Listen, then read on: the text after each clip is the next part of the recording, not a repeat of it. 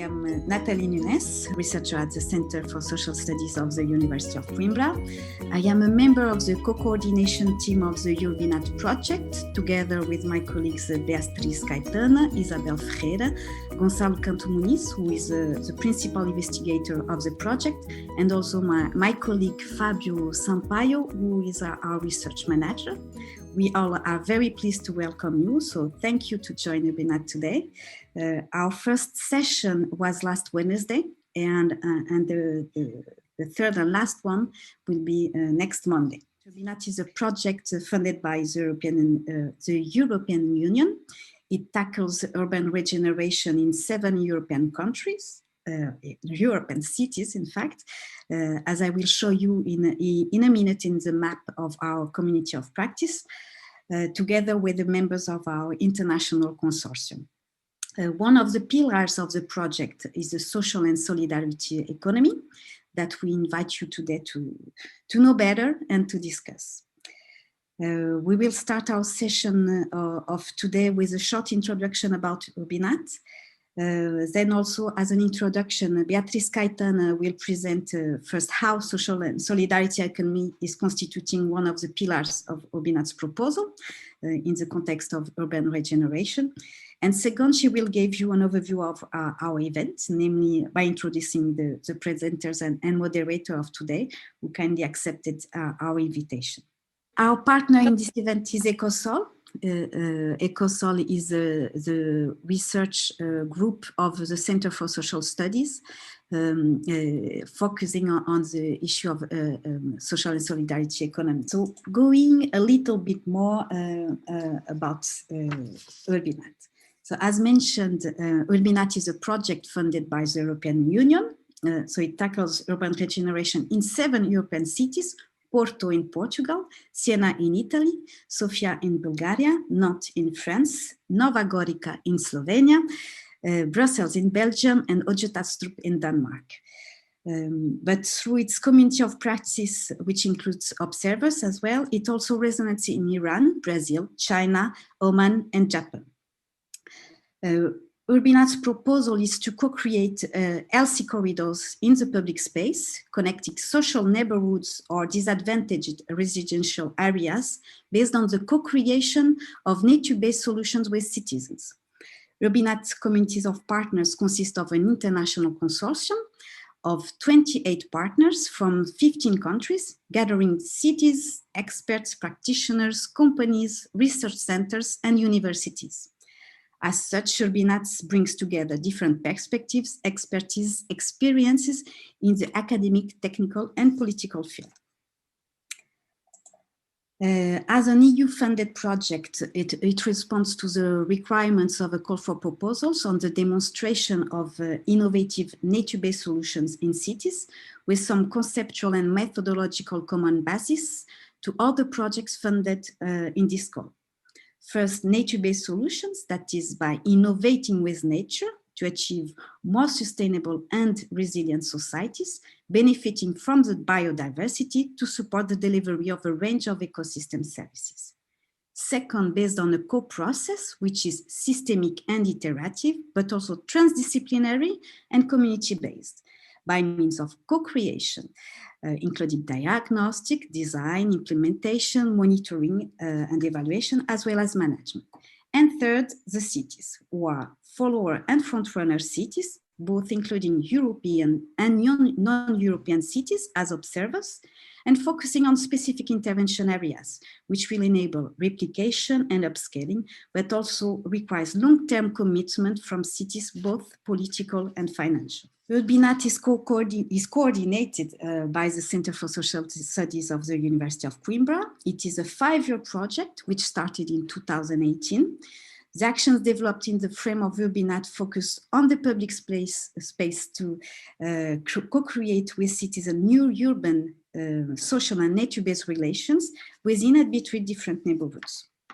URBiNAT healthy corridors take the full physical, mental, and social well-being of citizens as its main goal. It aims to co-plan a healthy corridor in each city as an innovative and flexible nature-based solution, which itself integrates a large number of micro nature-based solutions emerging from community-based design processes. The fourth stage of URBiNAT's co-creation process includes co-diagnostic, co-design, co-implementation, and co-monitoring. The front-runner cities of URBiNAT are now developing their project of LC corridor, entering the co-implementation stage, and the follower cities, they enter the co-diagnostic stage, but have been networking, sharing knowledge, experience, and interest in the beginning within our community of practice. So entering now nature-based solutions. Nature-based solutions are solutions that seek to respond to social, economic, and environmental challenges through sustainable alternatives. It relates to actions inspired, supported, and produced from nature, strengthening existing solutions or exploring new solutions models. The solutions, they address gray, green, and blue infrastructures, but also social structures, relations, and dynamics. URBiNAT's catalog of nature-based solutions as an initial input and inspiration for co-creation challenges the conventional definitions of nature-based solutions by not only integrating solutions inspired by nature, such as territorial and technological ones, comprising projects and infrastructures, but also including participatory solutions, as well as social and solidarity economy solutions, comprising processes and services. It reinforces the dialogue between the physical structure and the social dimension of the public space. This happens through the dimensions of participation and social and solidarity economy. So Beatriz Caetano will now develop. Good afternoon, welcome. I'm a member of URBiNAT project, SES team in the URBiNAT project, and a member of Ecosol group. First, I would like to thank you for all that you participate in this online seminar series. Also to thank you for the speakers who kindly accepted our invitation. Thank you for the Ecosol group for the partnership, for the moderators and to discuss, and the members of URBiNAT Scientific Commission, International Network, local association. I'd like to introduce some questions about some talks about the relation between solidarity economy and urban regeneration process. Start with a central question for us. How does the solidarity economy contribute to the urban regeneration of neighborhoods? So in our perspective, the contribution can happen based on the different opportunities to build a different urban space and to analyze its complexity, to review the multidimensional and the intersectional causes behind inequalities and the fragmentation in the cities, to enhance the impact of NBS or network-based solution, and to adopt an active and reflective stance on issues such as exclusion and on the role of political and private social actors. Solidarity economy from a holistic conceptual viewpoint of the network-based solution concept, social and solidarity economy expands some of its key dimensions, contributing to an inclusive urban regeneration in our perspective or our suggesting 4 aspects. First, from economy perspective, considering its substantial influence on the segregation of the territories, the solidarity economy question the naturalization of certain inequalities and put some lens on access, equity to the resource, the commons goods. Through the associated work, all subjects can address their needs of subsistence upon finding in solidarity economy appropriate solution to their conditions of living. From network perspective, or from network side, there is an interdependent relationship between solidarity economy and network, either for a fair and more conscious production and consumption perspective, or in the proximity between rural and urban contexts that advocates a sustainable environment and new solutions. From social relations, or think in terms of social relations in the territory, the democratic management fosters a political capacity of the community, new ways of sociability and urbanities, creating a differential community social space made by citizens. And from urban space, the solidarity economy expands the functionality of public space, diversifying the way citizens use them, and solidarity economy reveals a strong territoriality and connection to physical space and physical material elements in the urban space. It may range from individual self-provisioning and informal small-scale economic circuits, localized and operating within a limited territorial scope, to networking on a larger area. For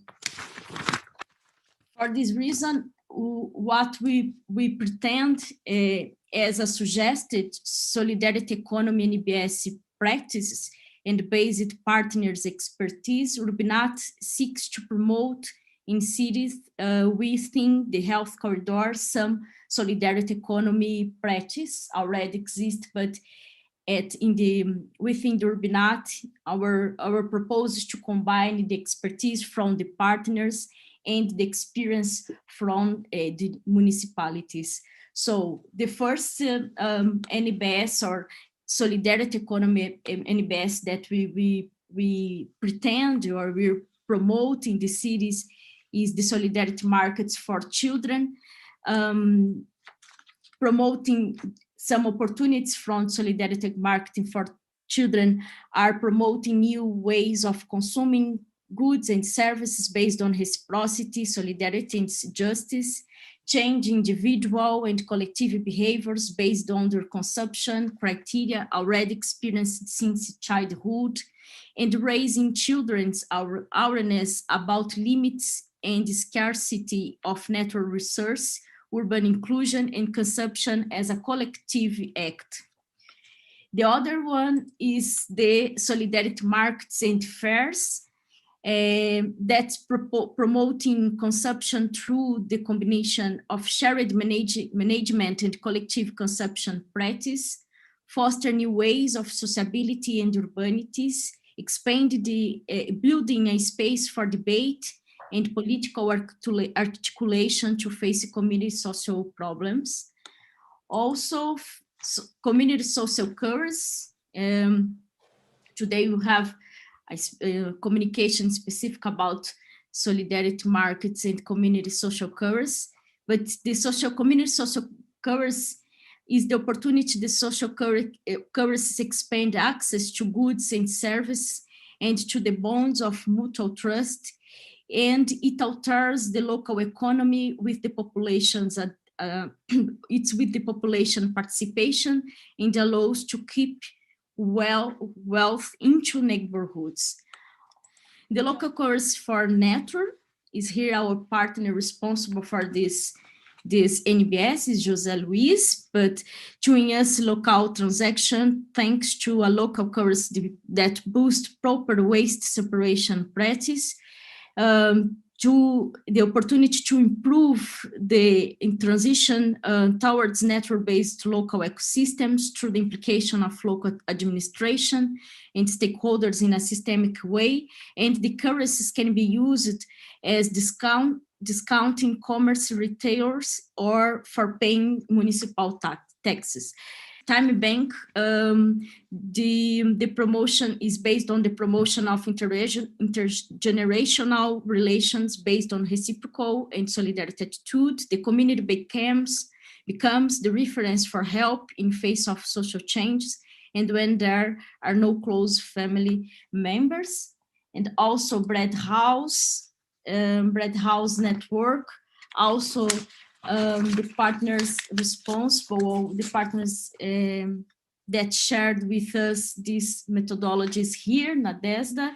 So, and she will talk about better about bread house after. But the bread house is the opportunity, the inclusive triad of clubs methods and build a bread house events allow involvement of people with different backgrounds and abilities. Bread is a symbol of peace and unity, and the bread making foster cooperation, collective experience across cultures, professions, and ages. And finally, there are the farmers markets network that builds local social networks, brings together farmers and consumers, shortens supply chains, and farmers markets network allows sharing and keeping knowledge, practice, and values. So nevertheless, it's important to strengthen the political and social project of the solidarity economy, considering there are still some contemporary challenges to the solidarity economy. Also, the dispute for space with new concepts often works as new guise of traditional capitalist logics. The urgence for recognition, since many spontaneous, democratic, and emancipatory practice not institutionalized are not recognized, such as in the Portuguese case is an example, and you discuss about the Portuguese case during the first meeting, and increased visibility of its components from solidarity economy, in which it is impossible to identify circular and collaborative practice as principles of solidarity economy since its emergence. For us, it's important to maintain the focus on these challenges, and special to focus in the social and political project of the solidarity economy. We will organize 3 days of the seminar. In the first day that occur on Monday, you discuss some aspects related to the common goods, relate to the public goods and the relation of discussion around the common goods and public goods with the solidarity economy. And today we will pretend to discuss the social economy practice for neighborhoods revitalization, namely with the presentation from our colleagues, from some members of scientific commission, and from partners in the URBiNAT project. But our intention is to discuss the solidarity market, social currencies, and the public space, discuss the experience, the solidarity economy cases from the health corridor in each 3 cities, in Porto, in Sofia, and Nantes, and also to discuss the city's food waste and solidarity economy, the case of Portugal in particular, with our colleague from EcoSol group, and also to discuss the Comida, advanced community gardens and short agri-food circuits, and experience from Spain. We will present it by our partner IAC. Also, we have today a sister project, URBiNAT, through the participation of Dr. Ina, and she will provide some comments and some relation with the different NBS, different solidarity economy NBS or practice, and some relation with the URBiNAT project experience. So again, thank you for all speakers and all partners in this meeting today. To finalize this first part, we'd like to share a sentence from Paulo Freire, the major educator of the 20th century. Paulo Freire committed with excluded people and inequalities. Our wish is that the sentence could inspire our our discussion and reflexive dimensions during this online seminar about knowledge does not extend from what is taught to be known to those who think they not to know. Knowledge is constituted in man-world relations, transforming relation, and is perfecting the critical problematization of these relations. I would like to give the floor to Yuri, from Yuri Bruni from Siena Municipality, who will moderate this first round table. I would like to give the floor maybe to Andres. Andres Oñardi. I'm a researcher at the Center for Social Studies, which is part of the University of Coimbra in Portugal. I'm a member of ECOSOL SEJ, which is a study group specifically focused on the social and solidarity economy. ECOSOL has been established, if I'm not wrong, 13 years ago, and it's a tiny but very active research group. I think we have in total 8 or 9 permanent researchers, but we have a long tradition of partnerships and collaborations with scholars and networks and research groups from other countries. And we also have a long tradition of collaborations with social and solidarity economy actors. I mean, people who is actually in the field working for a socially and environmentally sustainable transformation of society. And it is in this dual role, I mean, of research group and of nexus between the academic world and a wide variety of social and solidarity economy initiatives. It is in this dual role that ECOSOL has been working in partnership with the members of the URBiNAT project. The underpinnings of the partnership are quite evident. I think, as you may all know, URBiNAT is a European funded project coordinated by the Center for Social Studies, which, as I said before, is where ECOSOL is actually working. And URBiNAT tries to provide a public space to create new urban, social, and nature-based solutions within and between neighborhoods. I think URBiNAT is essentially a people-centered project, and the social and solidarity economy, which is the focus of ECOSOL, is essentially a people-centered economy. So the nexus is quite clear. Well, this is just to give you a very brief idea of what we do at ECOSOL. Thank you. Thank you, Andres. For us, it's very important, this partnership with ECOSOL and the different reflexive debate that we can establish today, and of course, to continue to discuss with you in the other contexts, in the other moments. I would like to give the floor to Yuri. Okay, thanks to the URBiNAT team for this invitation and this seminar. I'm very happy to moderate this one, just because the solidarity economy, it's one of the main focus of the project and what's in line with my work inside the authority, the administration of Siena, where I work.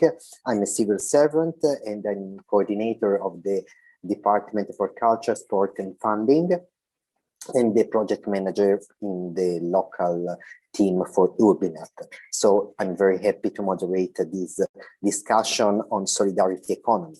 As said, we will start with José Luis Fernandez Pacheco of the University of Extremadura, and then we will have some experience from the frontrunner cities of the URBiNAT project, Porto, Sofia, and Nantes. So let's go to the real people and let's talk about real projects and real experience. And so just to share our experience and our view on solidarity economy and probably on social innovation. First, presentation is the one by Jose Luis Fernandez Pacheco. He is a sociologist, a social worker, and professor at the University of Extremadura and member of the URBiNAT Scientific Commission. He is a technician in local community development and most of all linked to the social and solidarity market economy. It's up to you, Jose. Thank you. I would like to start by thanking the CES, the URBiNAT team, and especially the CES team for organizing this seminar, and especially to Beatriz, Caetana, to Fabio, Natalie, to be part of this organization of this seminar. I'm very glad to be here, connecting from Spain through Extremadura. And also very glad and pleased to be part of the scientific commission, because it is a gift to be working with colleagues and friends that I admire also. So it's nice to be here sharing with you my thoughts in this presentation.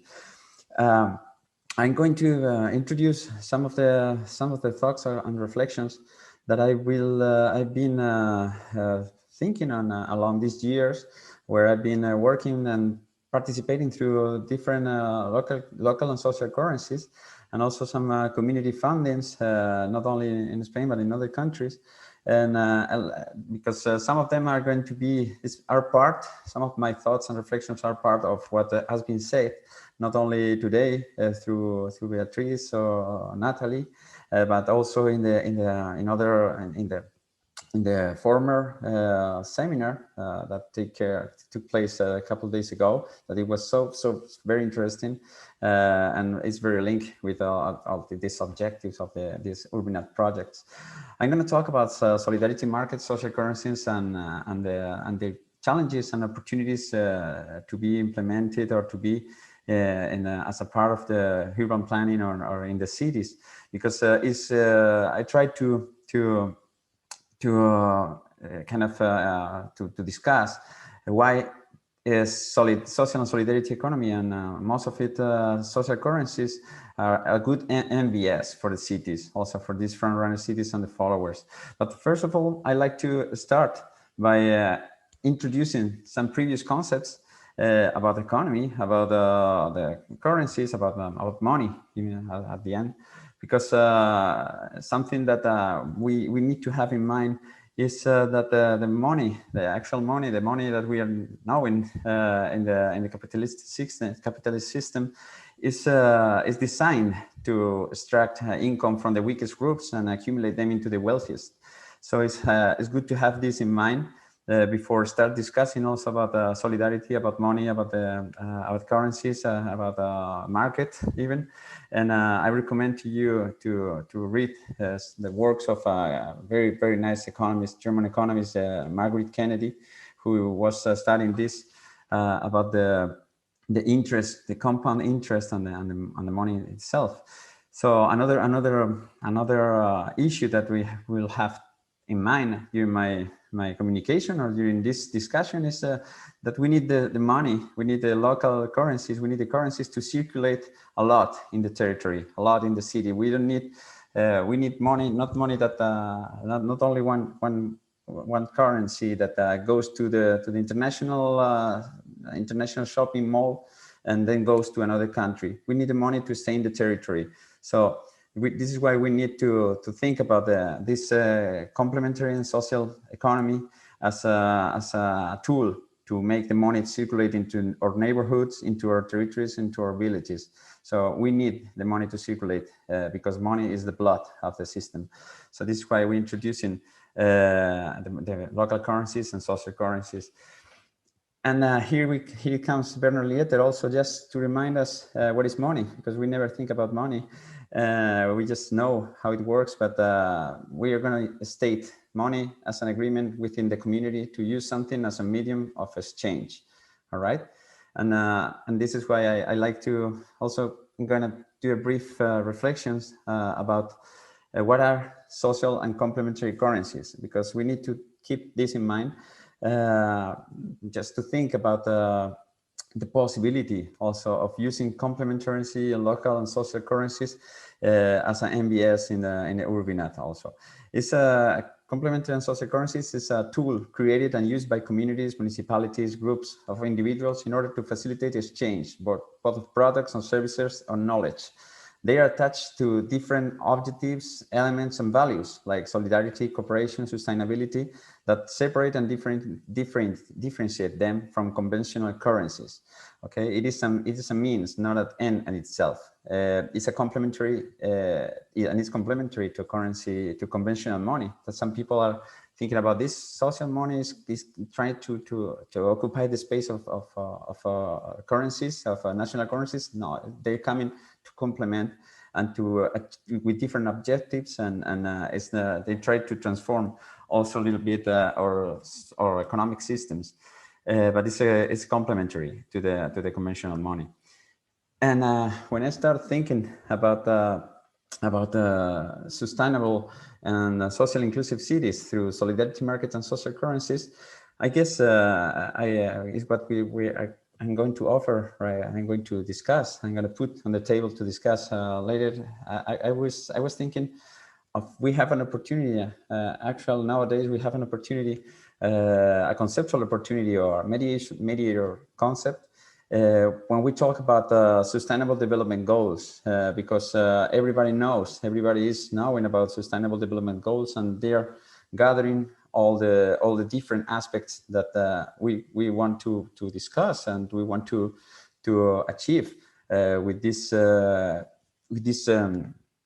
solidarity and social economy, and with this trying to obtain or to get sustainable societies. We need this cycle, the sustainable development goals, and also the circular economy and the donuts economy, the Kate Raworth, which are concepts that everybody is getting to know in society. So this is an opportunity for us also to discuss and to achieve our objectives as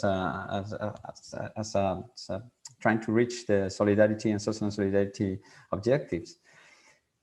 When I think about what I'm gonna say right now, because I'm gonna try to hybridate my reflections with some experiences, and I think social solidarity markets and social currencies are in the cities are a revolutionary space where mutual help, values, and solidarity are the core of the experience.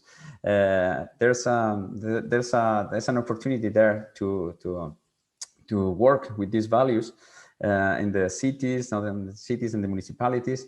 And there is a word I brought here that appears in one of the interviews I had, that is the concept of cuidadanos instead of ciudadanos, citizens, because one of the is talking about care citizens. Is we need to care each other, so we work with this, we play with this word of cuidadanos.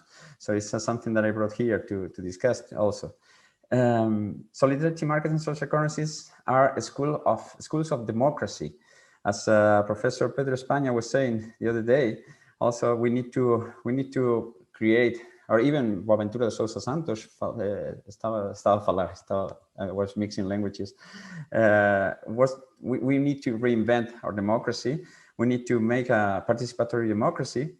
And even in these places, these experiences are schools of democracy, but also going a little bit further, these social currencies experiences are spaces to create sociocracy. Sociocracy is a step further of democracy.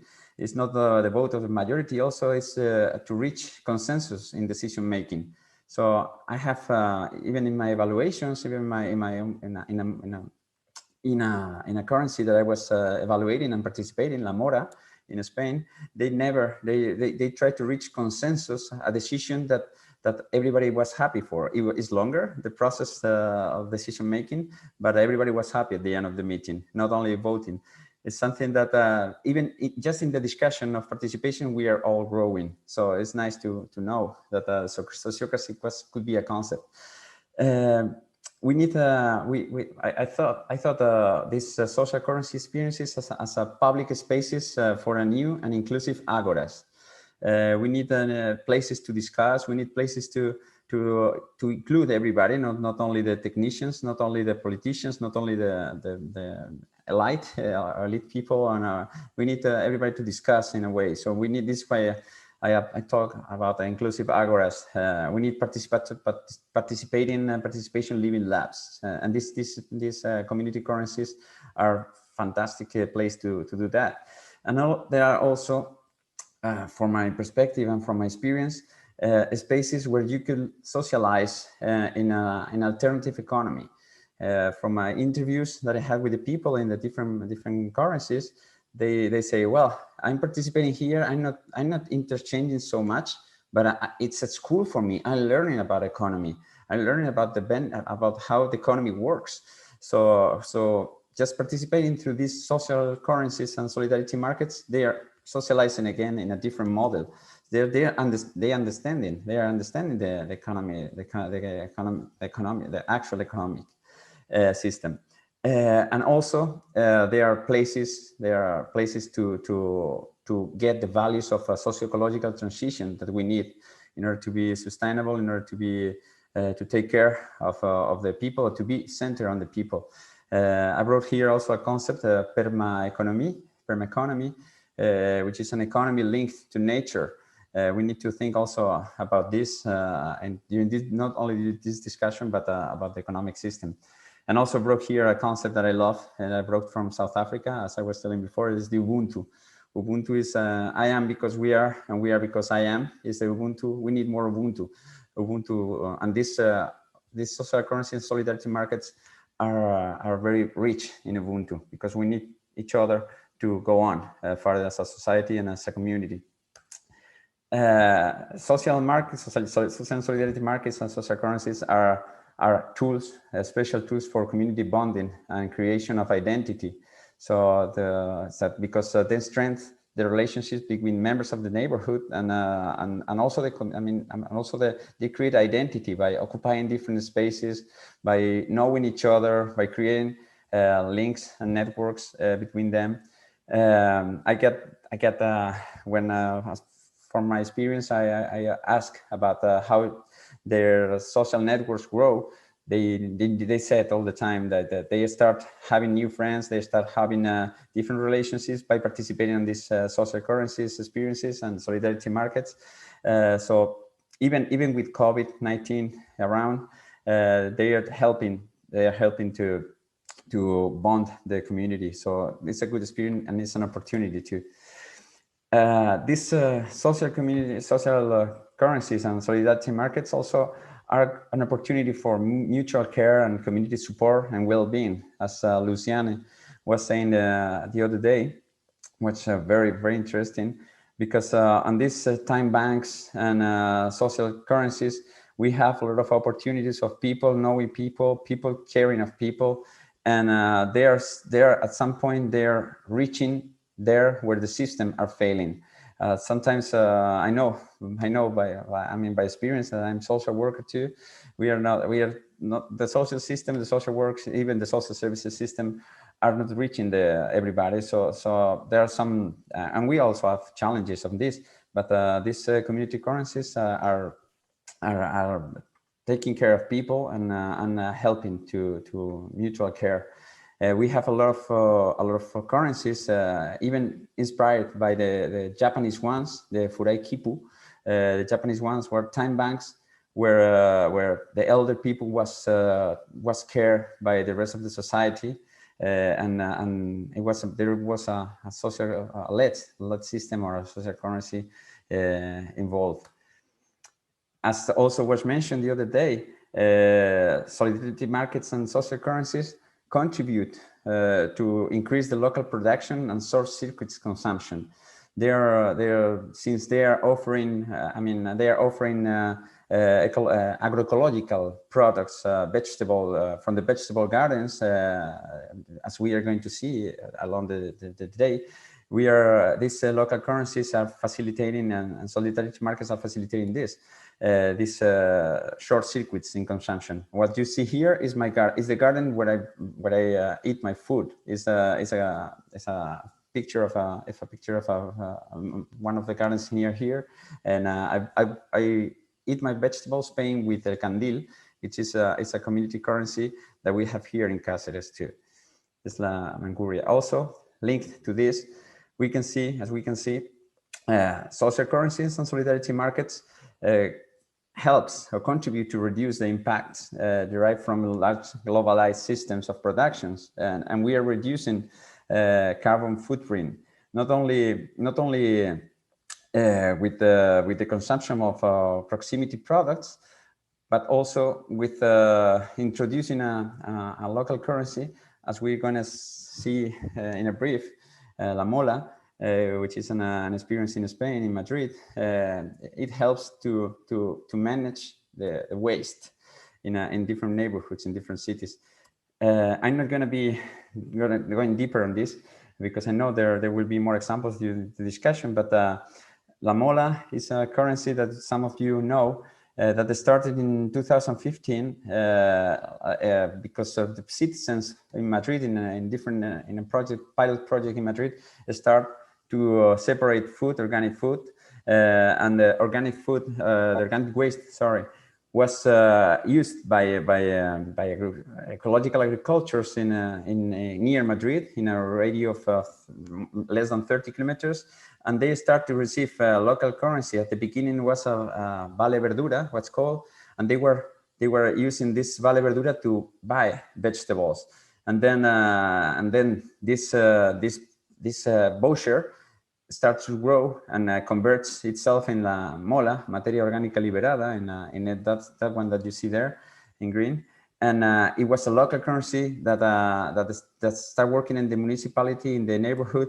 And now we have more than 200 users, more than 8,000 molas has been issued also. And we have plenty of local shops involved in the municipality, in the neighborhood. This is and also an example of co-creation and co-management of the waste, in the cities. We are reducing the waste, the organic waste at this point. So we are doing something. We are dealing with common goods. So it's something that we have to debate also, the co-creation, and we need to. This is another issue is that we are trying to Madrid City Hall to know more about this currency and to start introducing the currency as a discount for different things. And we are pushing the Mola go further on this. These complementary currencies, I'm going a little bit. I'm going to just put in some elements to discuss later. Are, as I said, a perfect place to discuss sociological transition. As you can see there, the Bristol pound, for you, if you don't know, it's a currency in a London neighborhood. Also to have in mind, or the Kim Gower, and as also socio-ecological transition currency. But they are also helping us to link territories. This is why we call the bioregional construction or bioregional identities, because as you can see there, we have a currency called Eusko, which is there are two countries using that money, using that currency, France and Spain, the Basque Country, the Spanish Basque Country, and the France Basque Country. So this is why it's in two languages, and they are linking his bioregional economy, what they're creating. So there's some bioregional money that also creating and working nowadays, and it's another opportunity. Another opportunity is the more taking into account the actual crisis and also the COVID-19. Is that these currencies are helping to dynamize the city's local commerce, because we need to, as you know, we are suffering this crisis not only by the COVID, but also because of the online shopping monopoly is sometimes at some point threatening the local commerce.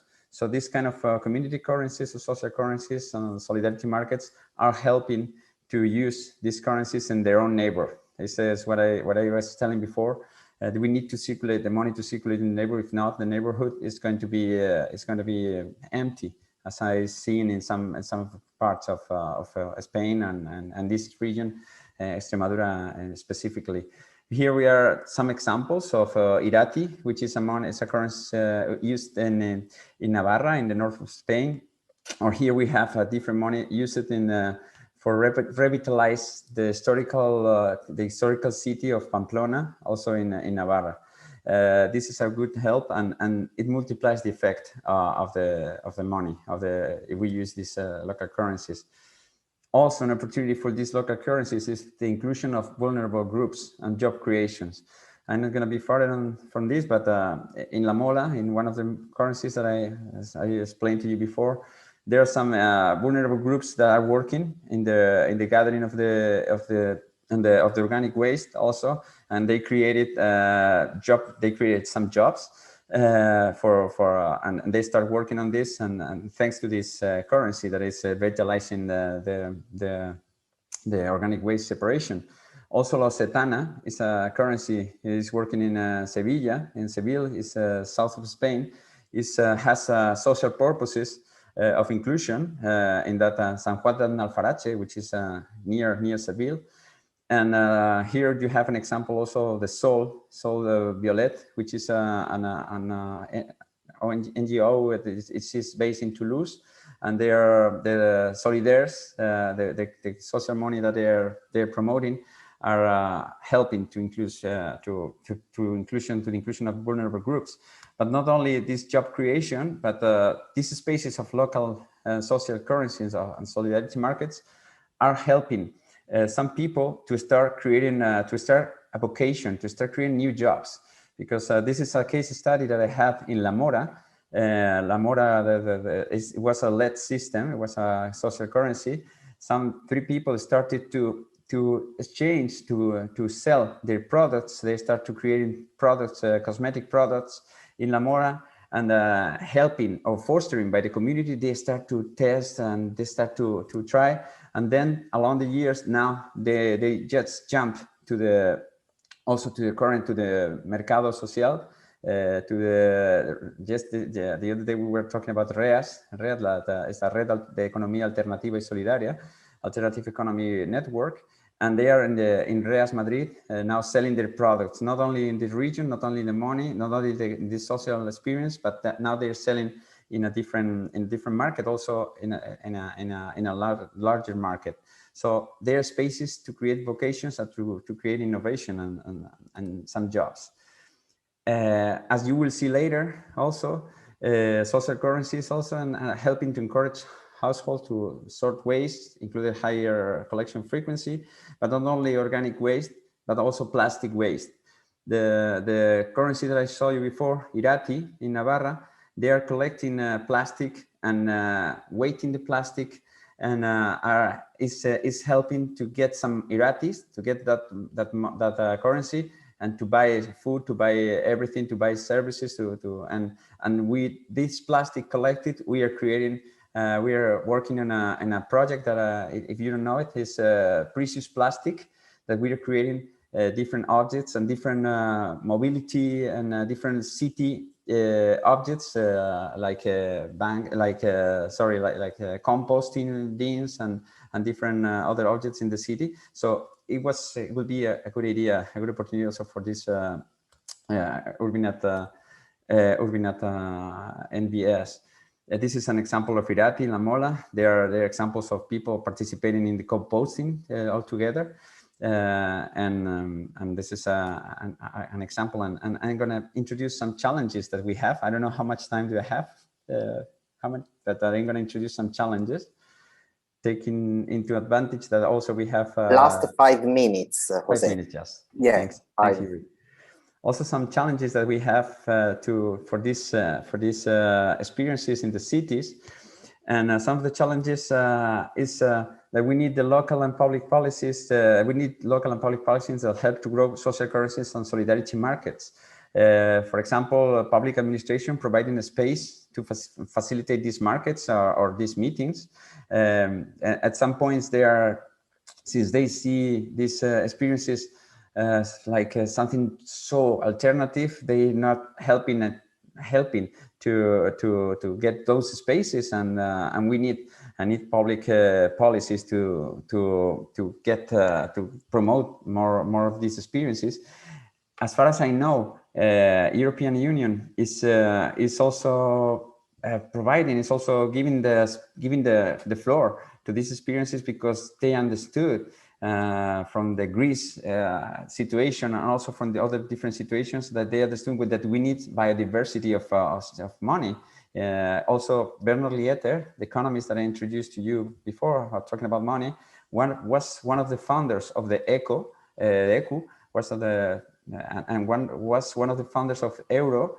But he was saying, we need euro the euro, but we need also the national money too, because we need a biodiversity of money in every place, in every territory. So this is why European Union is also financing some of the projects of local currencies, because they understand that we need biodiversity and also an economy.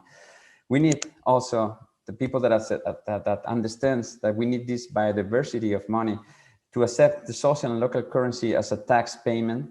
Is something that some experiences in Spain are starting to do it, like La Grama in Santa Coloma de Gramenet in Catalonia, or even in Barcelona. REC is a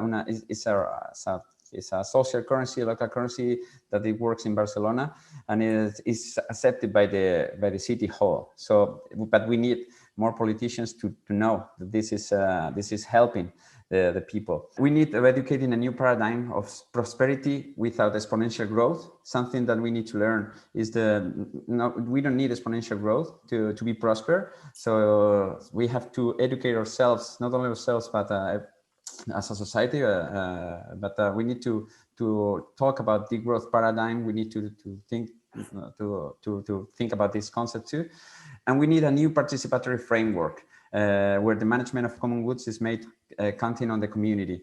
Not only participatory budgeting, as we have some experiences, but also we need to educate on participation. Obrigado, thank you.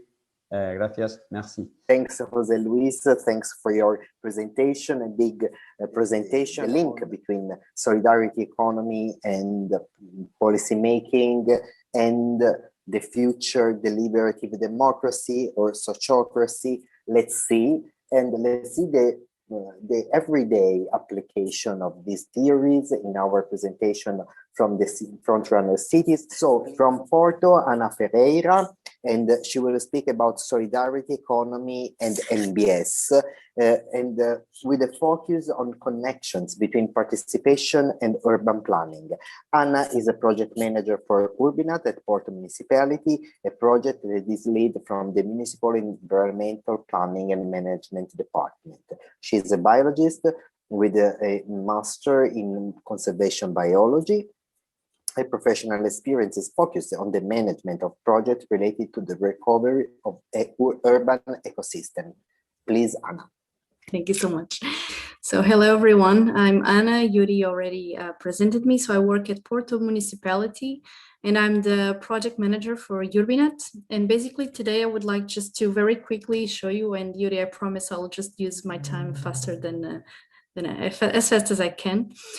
So I just would like to share what we're doing in URBiNAT and how we went from a participatory process until the moment where we arrived to the solutions, to the nature-based solutions that are related to social economy and solidarity. I'll just briefly go through the co-creation process that we had, how we arrived to the Healthy Corridor project, and how we went from there to the social economy and solidarity practices that we aim to implement in the project intervention area in URBiNAT. So here you have the map of Porto. In yellow, you see the accompaniment. In red, you'll see the intervention area of the project.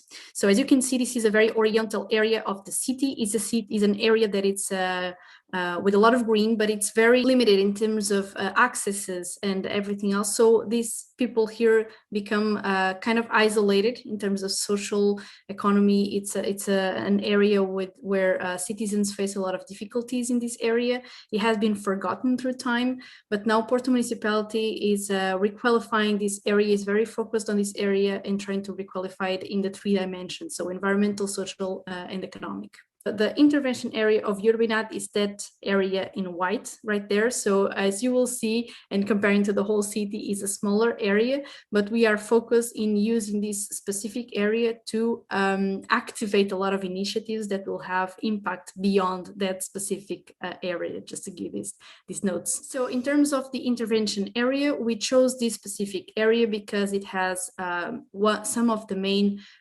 municipal social housing and some of the main schools of the area. So we understood that developing URBiNAT without these institutions and without involving these residents in these neighborhoods where citizens are facing a lot of difficulties in terms of social and economy difficulties. So we aim to involve these communities in this project, and we couldn't do it any other way. So basically, the processes of the project are here stated. So the process started, of course, with Co-Diagnostic, because we needed to know what is the current situation of the project in all different areas, environmental, social, economic, etc. So we would be able to co-design the solutions to solve the identified opportunities and identified challenges. And so after that step, which we already finished, the part of co-design, we were able to acquire a final project for the area that I will show you further. But this is just for you to notice the main steps of this project, that is the co-design, the co-diagnostic, the co-design, and after that we will have the co-implementation and the common monitoring of the solutions that we will implement.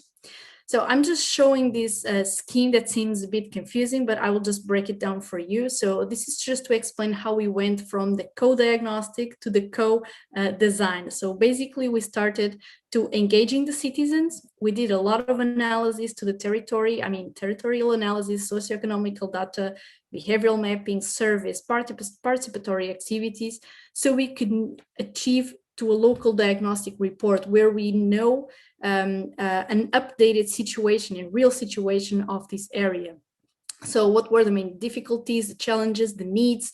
We identified all of these, and we started co-developing the solutions with the citizens and within local institutions and involving all local actors. And we arrived to a list of solutions that could solve the local problems. And of course, we had to categorize them in a very consistent way.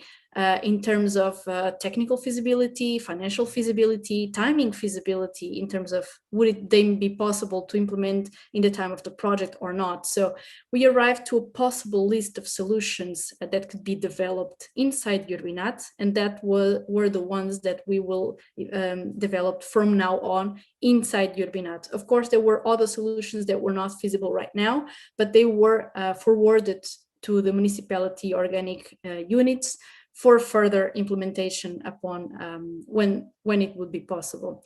So just to conclude that we arrived to the final project that we would implement, but of course, I will just break it down and just making the bridge to the solidarity economy solutions. Not all of the solutions that we will implement will be material. So will be materialized in a urban project. So most of them will have social characteristics and they will be implemented inside the area, but they will have impacts beyond that. And I will explain it to you further. So this is the area that you see highlighted, is the area where we will implement our project, the so-called healthy corridor, okay? And inside this project, we will distribute the different nature-based solutions that we will implement. And as I was telling you, some of them will be material, for example, building a urban garden or building an amphitheater for developing different activities, but some of them will not be materialized, let's say. So they are sports and leisure initiatives, there are solidarity markets, they are this kind of solutions that have this more social and solidarity dimension.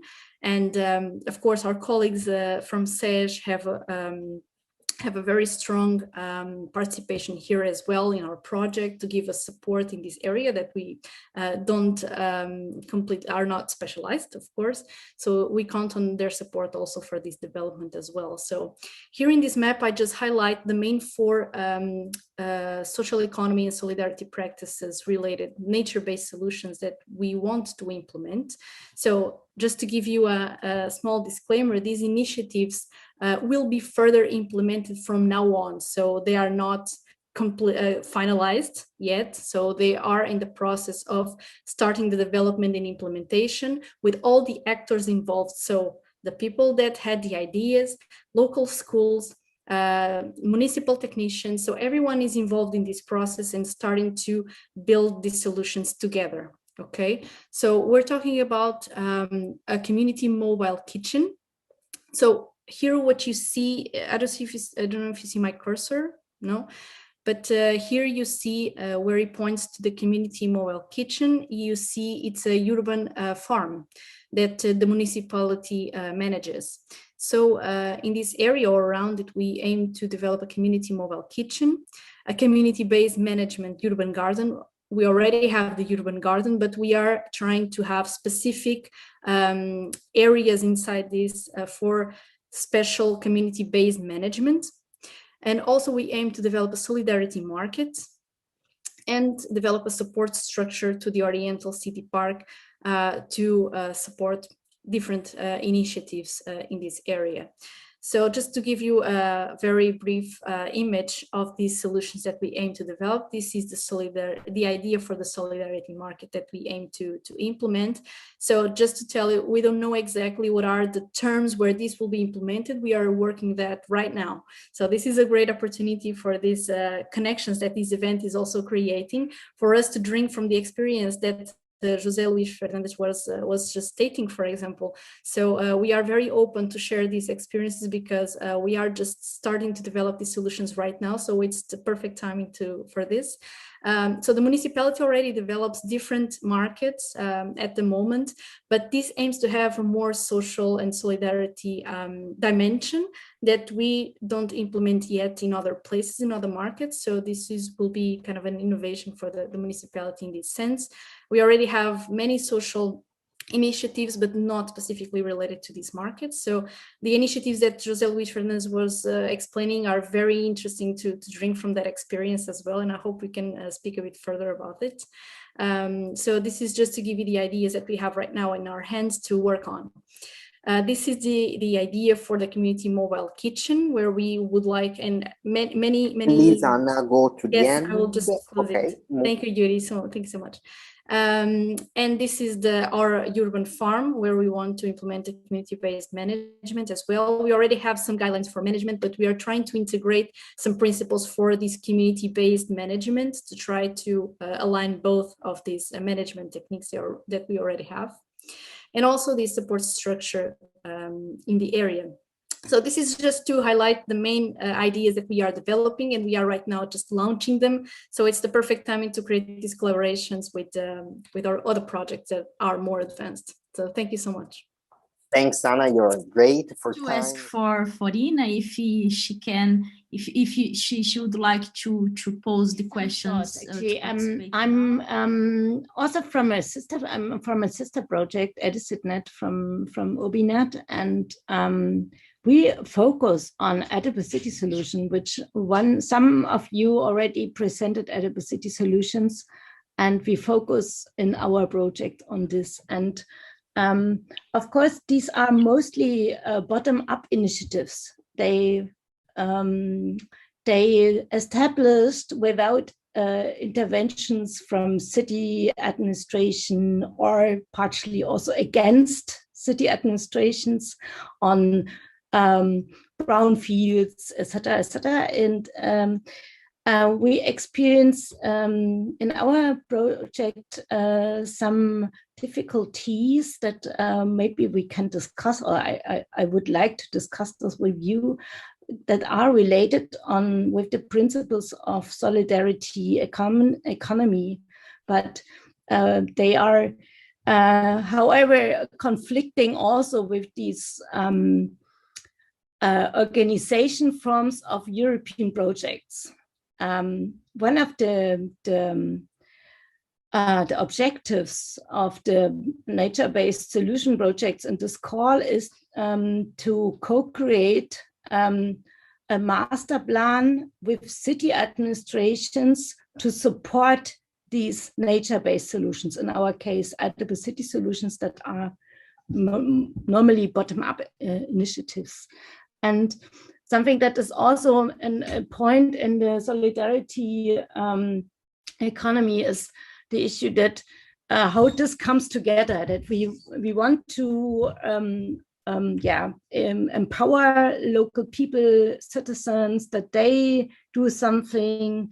We want to include those that need solidarity economy and those that need maybe these alternative currencies, but maybe we are not able to reach them. And also we have in these co-creation processes often the issue on power relations, that those that might have been more voice or more power in decision making are, in a certain way, maybe without having this purpose, but maybe for the mechanisms and whatever and how we work and how we include, we do not reach these goals. So what I would like to share with you that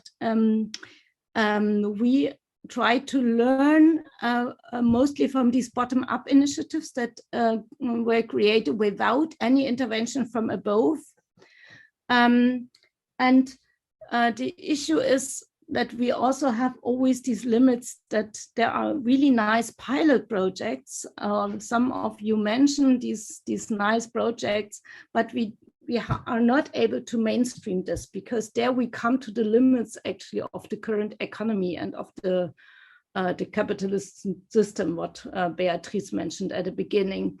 And therefore, I would encourage you to discuss how to deal with power asymmetries, how to make the discourse and the discussion on co-creation more democratic, more empowering those that need the solidarity economy, and not only those that are maybe really aware and wants, etc., but finally they don't need it. Maybe in these adaptive city solutions, we have the situation that they do this in a certain time of their life, when they start studying in the university until the first kids, and then when they go back to make career, that these people disappear, and also the projects disappear.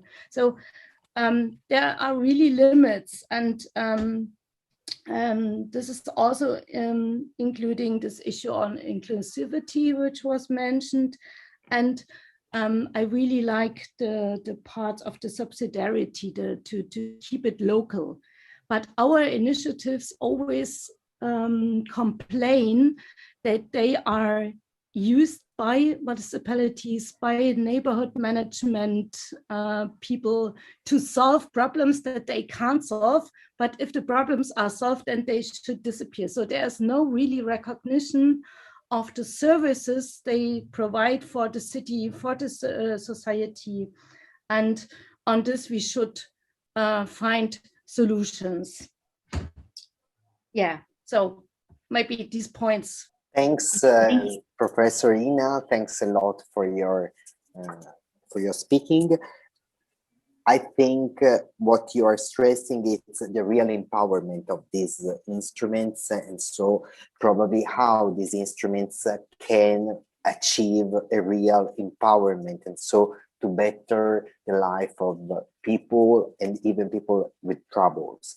So I think it's the moment to introduce you Nadezhda from Sofia, and to focus on this network between private and public, and how a bread house, and she will tell us how a bread house can empower people attending it. I just introduce you Nadezhda Savova-Grigorova. She's a cultural anthropologist from Princeton University, USA. She has explored and baked bread in diverse culture across 77 countries. So she is the best baker in the world, we think, and the best baker for peace and justice. I mean, the bread, it's the symbol of peace and justice. So how this symbol can become a real empowerment instrument. Please, Nadezhda. Thank you, Yuri. When I talk about community bread making, if people have not really experienced it, they think, well, I've made bread at home, or, you know, sometimes it just sounds like something very kind of normal, standard. But actually, when you experience it in a community that is very mixed, with people with whom you would never talk to, or you would never have a chance to talk to, or if you meet them, you would not talk to because you would have a lot of prejudices towards them, then it's really amazing.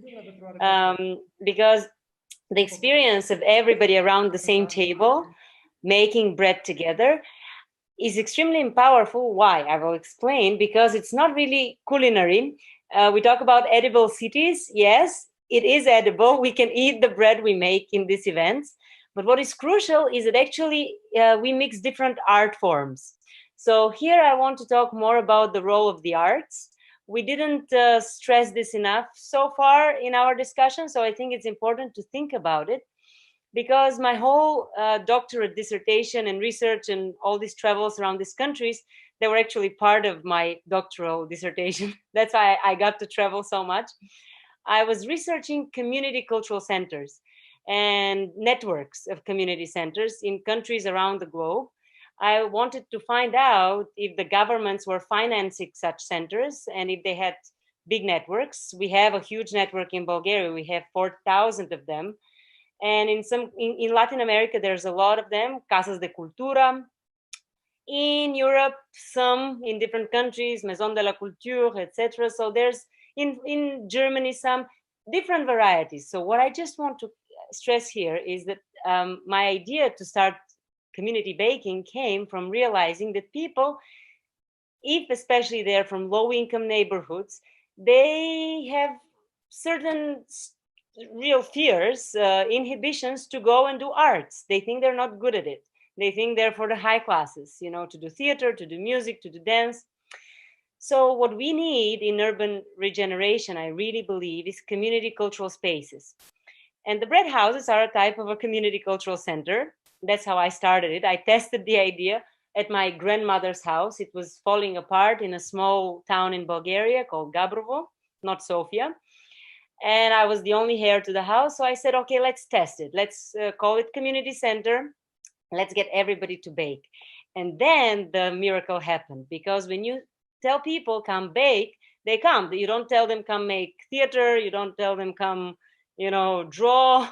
It's not about something that would scare them. Everybody likes to bake bread. Everybody thinks it's simple.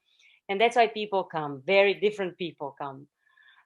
Rich and poor, and with disabilities, with all kinds of disabilities, physical, mental, blind, really people from all walks of life.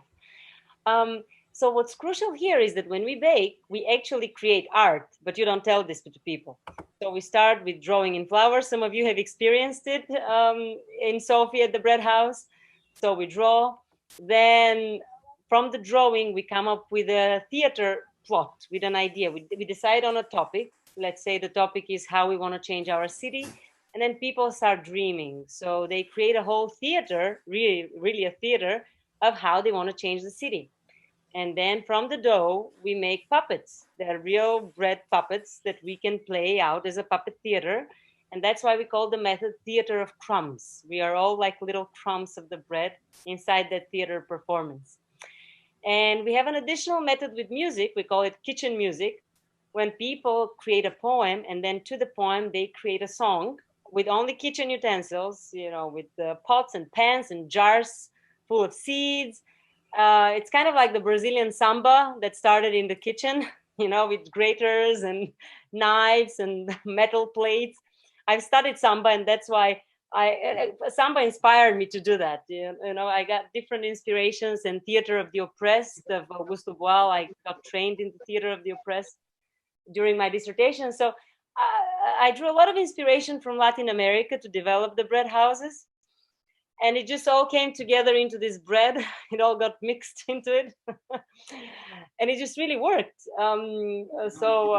Poems, music, theater, drawing, acting, but you don't tell people come make art, right? That's the whole point. That's how you get them to come. Anna, in Porto, you can try in the community mobile kitchen. If you tell them come cook, even then they might get a bit scared because they might say, oh, I don't know how to cook. There's kids, they shouldn't use knives. It's not safe enough. With bread, you're always safe. That's the whole point. It's soft, kids cannot damage themselves. It's easy, it's fun. And in Peru, for example, when I was going to this global conference on well-being and the arts, that's when I met Patch Adams, and he actually inspired me to try it as a therapy. And now we call it bread therapy. It's officially certified as a new type of art therapy. We train a lot of art therapists around the world. So Patch Adams, the humor therapy father, he was impressed that we got men join the bread making, because there were a lot of art workshops in a community in Peru, in Iquitos, on the Amazon, in the Amazon jungle, and men never joined. It was always women and children. But we got the men somehow inspired to make bread. So to them, it sounded like something cool to make, bread, it's, you put some muscle into it. It's tactile. Also, the product is very tasty. The smell, just the taste of hot bread is unbeatable. So you get men to join. If you work with refugees, we work a lot with refugees in Bulgaria, in many other countries where we've trained people. With refugees, it's amazing that the men come, because believe me, if you haven't worked with refugees, it's very difficult to get the men into such activities. So it's very intergenerational. So just to give you an idea what the bread houses could be, I would say 3 types of initiatives. One is a program that any NGO can develop. So even an NGO that doesn't have any space, we train the person at the organization or just an individual, and he or she start organizing events even in the street. I started in the streets of Harlem in New York, baking bread with gang members and policemen, and nobody could believe that we got policemen and gang members making bread together, but it works. So you just set up a table in a park and you start using the method. So it's kind of like a fair type of event, and any organization can do it. Then the second stage would be to create a space, right? That's what we speak about. It's important to have public spaces, especially if you're a country where it gets cold. So to have a community center, a community space. So then it could be a part of a community center that already exists, or you can really create a bread house somehow, if you have an old house or funded by a project, that could be a community center. So in this case, we developed a social enterprise model where we have a lot of paid services. One of the best paying service was the team building one. We call it bread building. So we have a lot of companies that, that they pay a good amount of money for team buildings. That team building is a big part of budgets for companies. Birthday parties, family therapy, we call it love bread or family bread. Many, many types of services that we created to have different people come as a paid service. And then for free, we do at least 3-4 times a week, even sometimes twice a day, therapy with people who cannot pay, and for centers for people with special needs that come. But the key for the bread house, that's what really makes it special, is we try to mix people who would otherwise not mix with others. So if we have a center for people with Down syndrome come to us, we would invite others on Facebook or others that we know to come and join as well. So that's when you really get social inclusion and social revitalization. That's when people who would have never touched or spoken to a person with Down syndrome make bread with that person. And then they're like friends for a lifetime. So the key is to mix. We have this motto, we need to mix, like kneading bread, but we also need indeed to mix. So that's if you have the community space. You can also finance yourself with the services. But the third best option, I would say, most sustainable option that really speaks to the social solidarity economy we are talking about is the bakery. So we have proven a model of a social bakery in Sofia. My husband and I founded it in 2014 when we got married. We just wanted to test the model. We started just with 5,000 leva, which is 3,500 euro. It sounds really small amount for a bakery. We just bought a second-hand oven and rented a space, and he was baking and I was selling, and that was it. And slowly, we really got it working. Now we have 15 employees. We have had at least 30 people trained through it, orphans, people with disabilities, people with trauma, with depression, you name it. So it's both a training center and a bakery, and we have a space in the bakery that has a big community table where we can have events as well. So the bakery offers free baking for the community. So it really is a mix, community center and a bakery. So I would, urge the cities to try, to maybe fund such an initiative, because in Latvia, we have a bakery that opened based on our model. The municipality liked the idea. They gave a space to an NGO working with Down syndrome patients. And now it's a really famous bakery. The people from the whole city and the whole area come to it. It's a fairly small city, Ventspils in Latvia. So it was a very successful project. And they offer both paid events, they sell bread, pastries, all kinds of products. So I guess I summarized for you the three types that could be used for social revitalization. And I would just stress as a conclusion that what we generate, to speak the language of social economy, is social capital. We haven't used this term so far, but that's really what we try to do. We generate social capital. I call it also community creative capital in one of my articles, because I really think the creativity is the one that creates a special type of capital, bonding people, the creativity, the arts, community creative capital. Yes, now we had to move a little bit more online, training people around the world online through a platform called Bread Therapy. And we also send out this game. It's called Bakers Without Borders. It has summarized inside the Theater of Crumbs method, the main one. We have 23 methods and programs, but that's the main one I explained to you. So we are trying to find out ways to defeat COVID and to connect to people around the globe and to help them connect to their communities in smaller groups or in whatever the regulations in the country are. But it works. We can still be high touch, even in a high-tech era. Well, thank you. Thanks really for your experience, because it's so exciting. I mean, and it's so poetic. So thanks for your explanation. And for sure, in Siena, we are really interested in implementing it. I hope in every URBiNAT city. And, in Italy now there is an important discussion on culture-based regeneration. I mean, how culture and sport, for example, all immaterial things can implement a real regeneration, human, social, and urbanistic. So that's important to have all the three elements. Just because if you have a public space, but you don't have people inside, it's useless.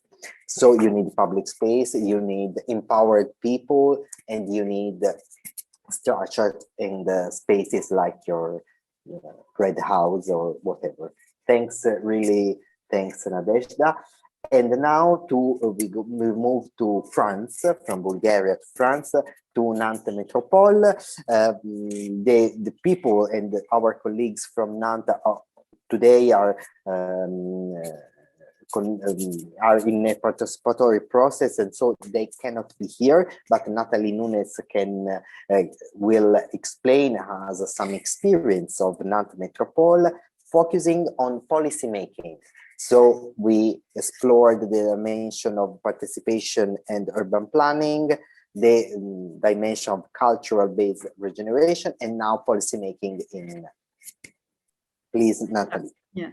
I will try to talk about Nantes as a front-runner city who has been inspiring a lot all the members of our community of practice.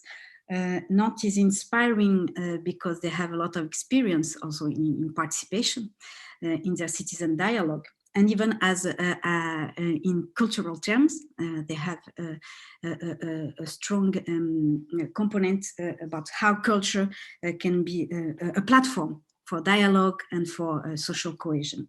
So my colleague Nathalie Rogues-Villette from Nantes, she prepared a presentation that she asked me to introduce a little bit, but I will try to focus the main aspect that she wanted to convey today.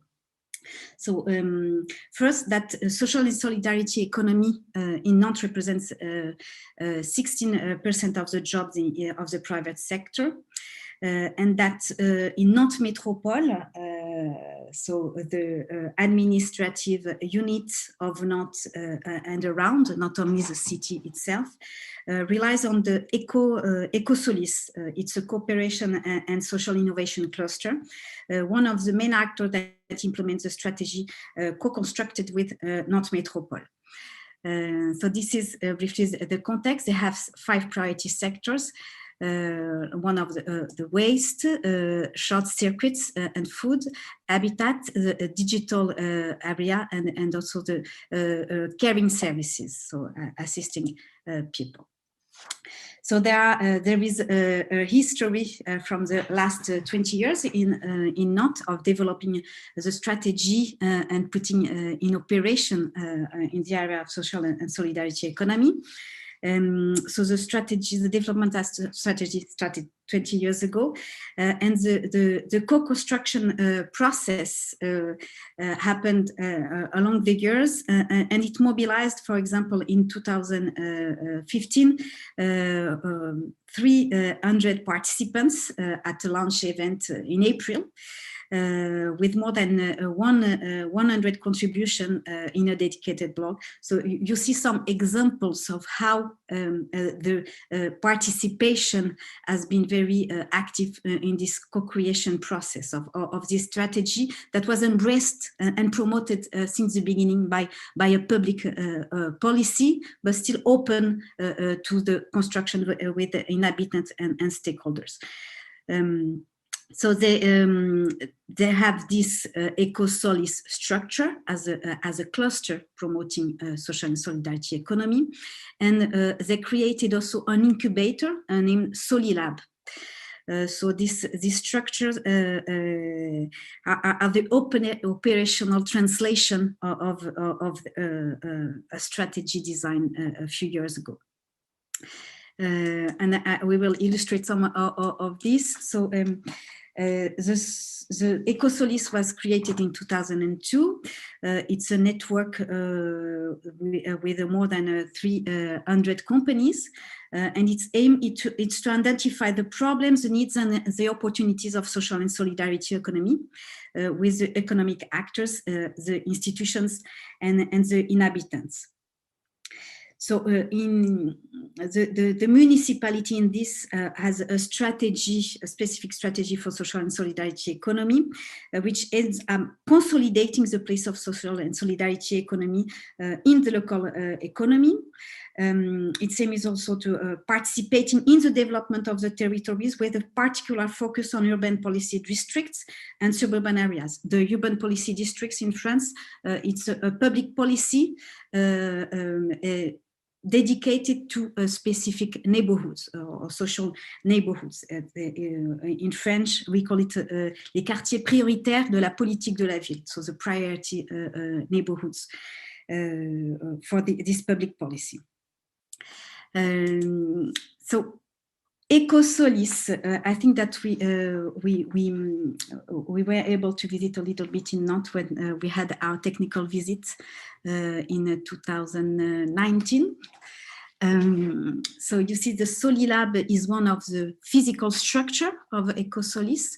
It's a former industrial place where people and organizations can go to experiment. So they can rent the premises. They can have office there, co-working. There, it's also a convivial space where you have a canteen and also a large shop to buy second-hand clothes and other furnitures. It's also a third place. The third place is a concept which is being developed a lot in France. It's a place where you can put together many activities, but also a place of encounter. So people can meet, and so you have the professional place, your private place, and this place where you can put together all these areas of mixing the different dimensions of the social life, your private and your public. So in Nantes, in the specific intervention area where the LC corridor is being developed, there are some initiatives that colleagues here of URBiNAT were able to visit. We have the Cube. The Cube, it's a Centre Unique de Bricolage, so the unique center of do-it-yourself.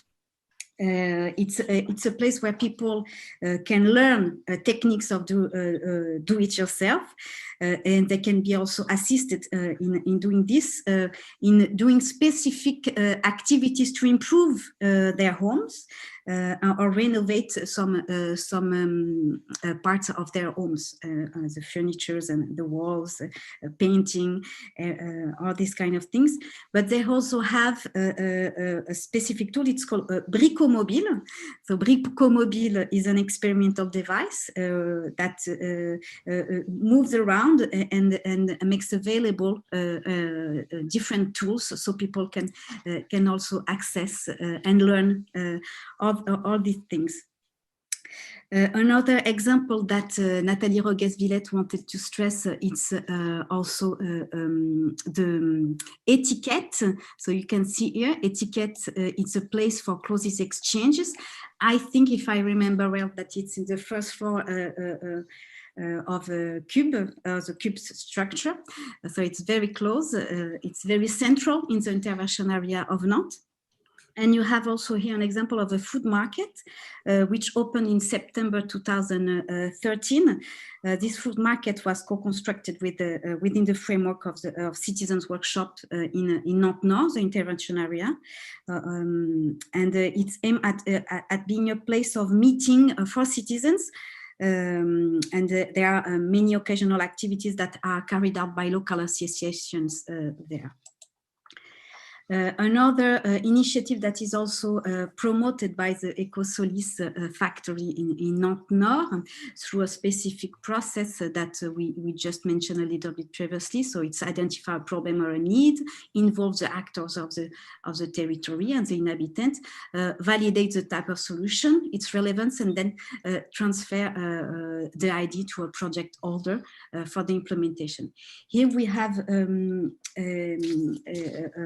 common project between the municipality and the social landlord. With Ecosolis, they implemented an initiative for the ground floor of Villogia. It's a tower, it's a building for intergenerational conviviality between older ages and the youngest.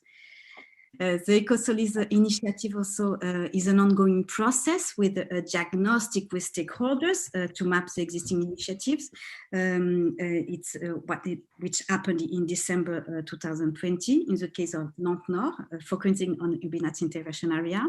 So there are also some exchanges being organized with the inhabitants currently. And there will be a consultation to be launched soon. So the last thing that Nathalie Rogues-Villette and our colleagues from Nantes wanted to share with us, it's about the vegetable garden there. During the COVID-19 pandemic, the lockdown last year, the gardeners from the cities, they had the initiative to use the public gardens to produce vegetables.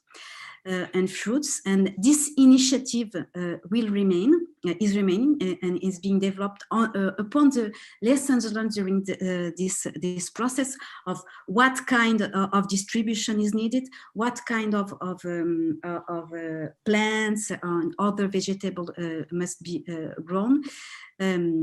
And so in the frame of URBiNAT, there are 2 plots that are being sought in the healthy corridor in the intervention area, one called the inhabitant plot and the other the gardener plot. And so that's, that will continue all these lessons learned, focusing on that the COVID-19 and this pandemic highlighted existing challenges, but also existing opportunities for social and solidarity economy as an alternative solution for old and new problems. Thanks. And now we start for the last part of the presentations and then the open discussion. We have Andres Spognardi from Ecosol. Andres is from the Ecosel and he will speak about the cities, food waste and the solidarity economy, the case of Portugal. It's really interesting that even in other countries, I think to Italy, we had now a law for reusing food and for the problem of healthy and so on. So it's a very interesting item and focus. Please, Andres. Thanks, Yuri. Well, Nadezhda before brought us an encouraging story of how food can contribute to improve our society. So I think in comparison, my intervention will be perhaps a little depressing because I will focus on the food we waste. What I would like to do here is to briefly describe the nature of the food waste problem and to introduce a few notes on the role that the social and solidarity economy and the local authorities are playing in what we may call the battle against food waste. So to put things in context, I think it's important to make a brief reference to the scale of the problem. According to FAO, around 1/3 of the global food production is lost every year. And this, of course, has profound social and environmental implications. Discarding food when many people are struggling to meet their basic nutrition needs is ethically problematic. At the same time, using resources to produce food that we will not consume means putting an unnecessary burden on the natural environment. FAO's report, for example, says that if food waste were a country, it will be the 3rd largest world emitter of CO2, just behind China and the US. I think this gives us a clear idea about the magnitude of the food waste problem. But instead of delving further into the social and environmental consequences of food waste, which I think are easy to understand, I would like to call your attention to the causes of food waste, which I think sometimes are not properly understood. My point here is that we don't have to think of food waste as a result of some sort of failure in our food production and consumption system. We don't produce large amounts of waste because some critical part of our food system is not working properly. The reason why we produce a massive amount of waste is because the system has been configured that way. We have a waste-prone food production and consumption system. And the configuration of this waste-prone food system is the outcome of an evolutionary process that has taken decades and that is intrinsically linked to the development of capitalism. For decades, wasting food has been economically profitable for food producers and distributors. What I mean by profitable is that waste has been considered as just one more variable in the function of profit maximization of food waste producers and distributors. I won't discuss here the details of the historical process, but it's important to bear in mind that this profitability of waste has triggered a vicious self-reinforcing dynamic. After decades of naturally wasting food, a variety of waste-prone institutions, waste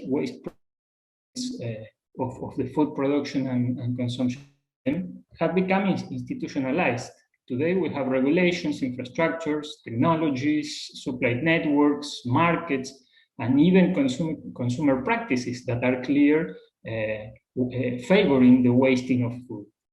And what follows from this is that we cannot tackle the food waste problem by fixing this or that aspect of the system we have. What we need is to change the system altogether. And changing the system means changing a wide range of institutions. Some of them are legal, some are economic, others are cultural. And this is a gigantic endeavor that can take generations to complete. So having sketched a rough picture of the nature of the food waste problem, now I would like to say a few words about what we are currently doing to deal with this problem. We as society, right? And here I would like to distinguish between two related but at the same time different approaches. I think Ina, in her remarks before, raised this topic. On the one hand, we have a top-down anti-food waste strategy, which is being developed and led by supranational institutions such as the United Nations and the European Union, and which is increasingly shaping the response of national and local authorities. And on the other hand, we have a bottom-up strategy, which has been put forward by grassroots organizations belonging to what we normally call the social and solidarity economy. And the timing and the interactions between these two strategies, the bottom-up approach and the top-down approach, are quite interesting. In Portugal, anti-food waste initiatives have been pioneered by social and solidarity economy actors. In the late 2000s, when the country was in the middle of a deep economic crisis, Antonio Costa Pereira began a campaign to sensitize the public opinion and to call public authorities into action. He eventually started an online petition asking for a revision of health regulations in the donation of food. This online petition was signed by more than, I think, 70,000 Portuguese citizens, and ultimately prompt the government to set a new food hygiene and safety protocol. And this regulatory change, in turn, paved the way for the emergence and development of a number of anti-food waste initiatives. Costa Pereira, the person who started this online petition, founded in Lisbon an initiative called Zero Waste Movement, which collects food surpluses generated in the food retail and service sector and coordinates the redistribution among people in need. And about the same time, also in Lisbon, it was established another social and solidarity economy initiative, quite similar to the Zero Waste Movement, called ReFood. These models have been replicated in Portugal and abroad. Today, both the Zero Waste Movement and the ReFood movement are operating in dozens of cities and towns across Portugal. And at the same time, they have created what I would say is a propitious environment for the development and involvement of new actors and the emergence of other types of anti-food waste initiatives from the social and solidarity economy. One of the most emblematic is perhaps Fruta Feia, agri-food with Ugly Fruit, which is a consumer cooperative that purchases and sells for a reduced price fruits and vegetables that are rejected by retailers because of their ugly appearance.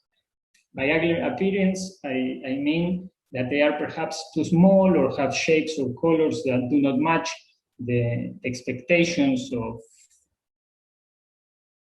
the average supermarket consumer. Remember here what I have said about cultural underpinnings of food waste. As I mentioned before, in addition to this bottom-up approach, we have also a top-down approach to the food waste problem. In terms of timing, the top-down approach began to take shape when the social and solidarity economy anti-food waste initiatives were already in the field.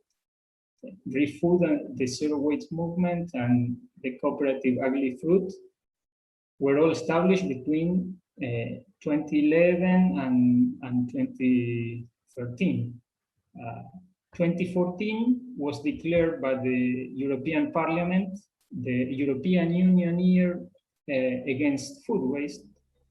A year later, in 2015, the European Commission established a platform for combating food waste and began encouraging state members to take concrete measures to tackle the problem. And complying with the directives and recommendations of the European Union, in 2016, that is years after Food and the Zero Waste Movement began redistributing food in Lisbon. In 2016, the Portuguese government set up a specialized body, the Comisión Nacional de Combate ao Desperdício Alimentario, National Commission for Combating Food Waste, which in turn has devised a comprehensive action plan to deal with the problem of food waste. So, Andres, 1 minute to close.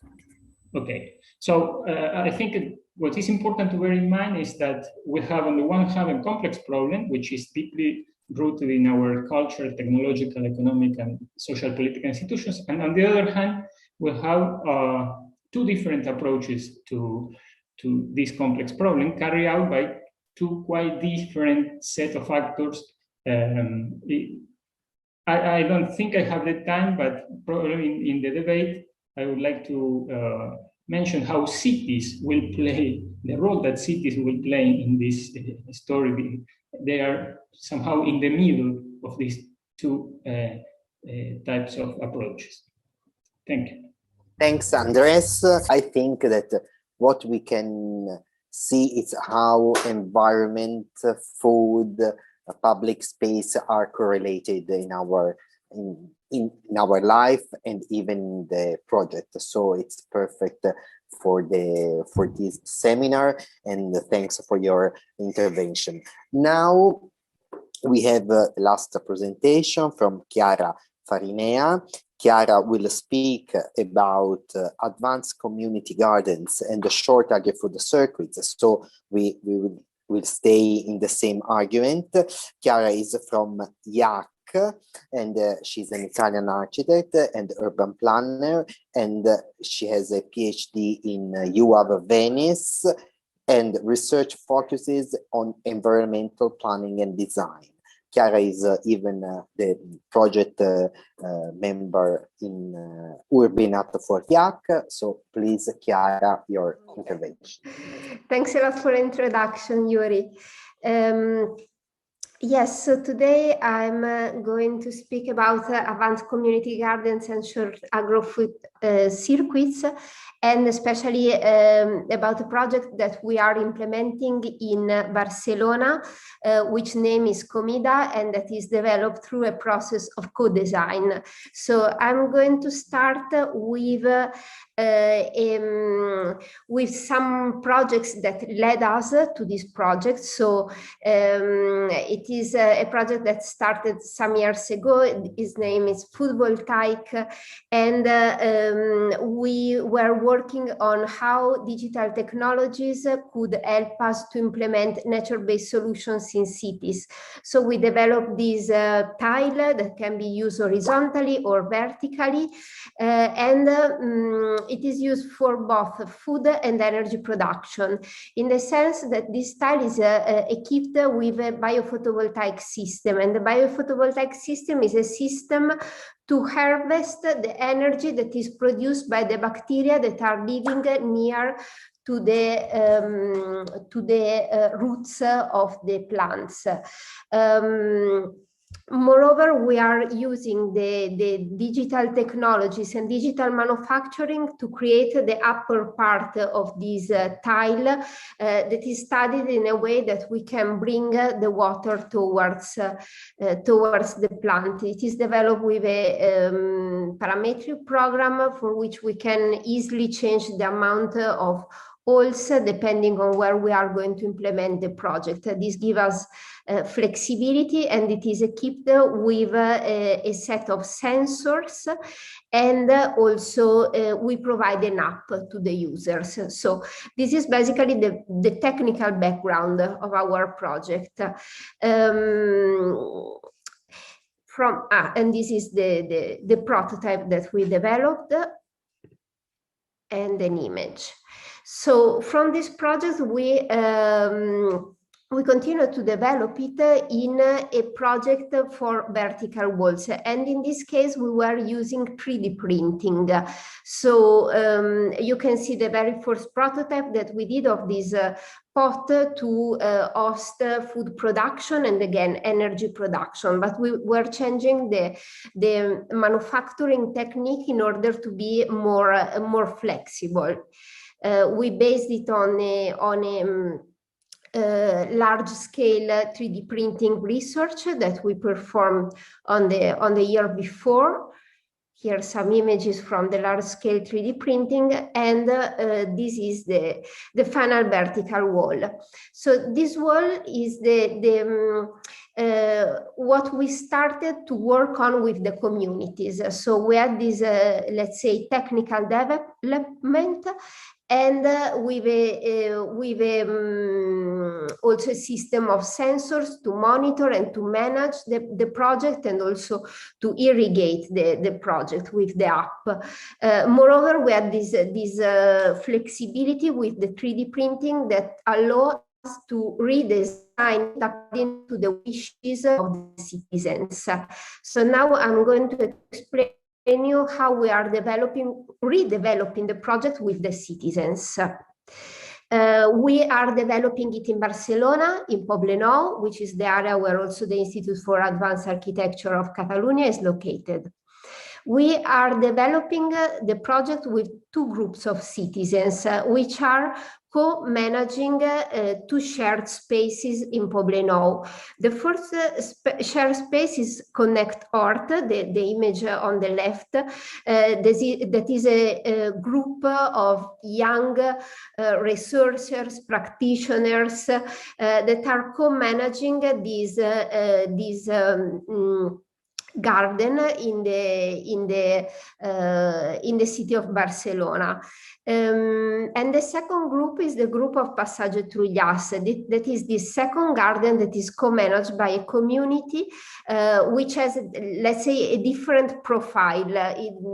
It's a profile of women that are together managing this space. As you can see, they already set it up a vertical system. So what our strategy is to implement in Passage Trullàs the prototype that you saw, that we already had at the beginning of the project, to study its functioning with the collective of people of Passage Trullàs, and in the meantime to learn from this process and to develop from scratch a new bigger project for the area of Connect Art. So we invited our stakeholders in the Institute for Advanced Architecture of Catalonia. We choose the plants to be planted with the group of stakeholders. We explained all the technicalities of the project, how it was harvesting the energy, how they could use the app in order to manage it, also to try to also experiment with another kind of group of people, how could it work. So we installed it in the prototype that we already had, redone with the flowers and the concept that was chosen by this group of people. So these people that are managing this space, these women,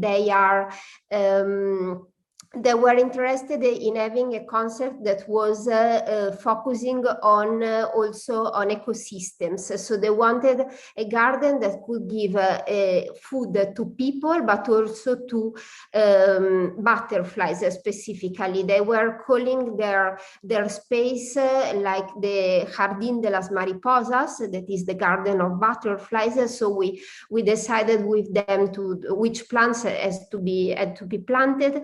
And also now we are designing with them a system of some wood that we printed that we are placing in every pot, where we will say when people can harvest it, the things that are in the pots, or not harvest them, because the vecinas, the people there, they decided that they want the people that are using this space, that normally are going there for lunch, they want to offer this food that is produced. Also the flowers are edible flowers. However, sometimes these plants has to grow, so they decided that they want to manage the plants and to place a signal that they can change, saying where people can eat and when people cannot eat the food. And there will be the person that will be in charge of managing and deciding. On the other side, with the other group that, as you can see from the images, it's a younger group and has a different profile. The people that are managing the other garden, the basic group that is managing the other garden, because there is a much wider group of people that are coming there and cultivating. However, it's a small group between 5 and 10 people, the person that are daily managing the space and organizing the activities. So the profile of these people are, they come all from like living science, or they have a scientific profile, and you will see the difference and how they influence the project. So we were having labs of co-analysis of the space and of the direction where we wanted to go. So then, using still technical analysis, we were analyzing the wall where we are going to implement this prototype, and we were seeing where there is the shadow and where there is the more lighting, in order to make also choices for the plants that we are going to plant according to the lighting, which is of course important when we are speaking about living systems. So then we were starting to set up a first idea of how to organize, and with these panels and this printed, we were defining with this group of people what to implement, so also the concept. And they were saying that they want in the upper part specific tiles that are thought for pájaros, birds, and murciélagos, which is a bat. Then they want to give food for humans in the middle part, and to the insects in the bottom part, so that the insects can come there and to create an ecosystem. Then we were studying how to improve our pots to have a better lighting. So this was the first prototype that is implemented in the other garden, and this is the second prototype implemented in the new garden with a better better lighting. Then here we started to study the different modules for birds, baths, some modules just to give water to the birds and some other to create a nest for the birds, and then how to manage the insects. Moreover, we propose them to, as they want the more as possible biology and also microbiology, bacteria, and also small insects. So we propose them to use also the surface to create small pots for the insects to go inside, or also for the water to go inside and create a bigger humidity. So they accepted this idea, and we are working on, and they ask us to work in the bottom part in a way that it will be more as possible colonized by the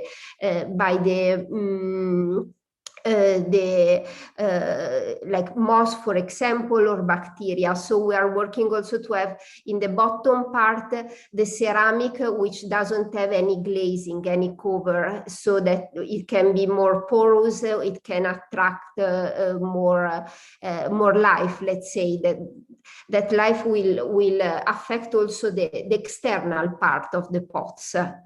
So here the first studies and conformations. So here some further studies, and moreover the group of people that are managing this space, the connector people, are going to create a small lake in front of it, a humid area. So we are studying the interactions between the world that we are going to create and also this humid area below. So this is the state of the art and the current point of this project, and we will build a prototype in summer and implement it in September. So you can follow the Comida project on all its website and all the social media if you want to learn more. Thanks a lot. Thanks, Chiara. Now the roundtable is and the presentations are ended. At the beginning, we have two first questions. We have one question for Nadezhda, a question about the role of public authorities and municipalities. Municipalities are the core stakeholders of URBiNAT. So how can the municipalities promote the bread house network, and which local policies, according to you, are important for the development of this network? Just spaces, or we need something more? It's not enough, the space.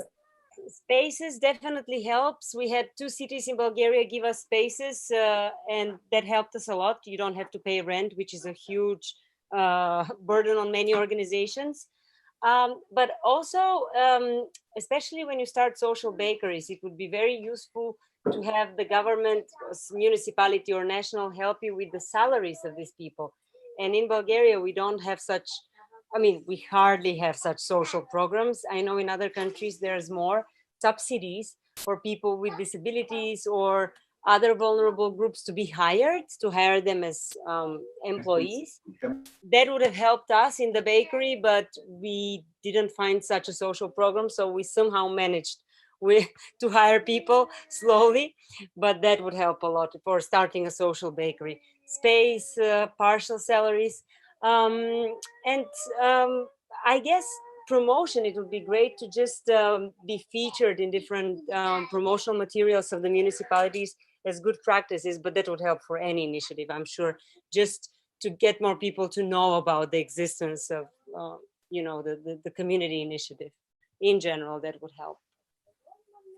Yes. Thanks. So the context and the approach of municipality in involving people, and for example, in participatory process, or according to what we said with Jose Luis, the sociocracy, so developing the deliberative democracy will create a context in which a bread house can really implement empowerment. Yes, yes. Okay, thanks, Nadezhda. We have another question for Andres. And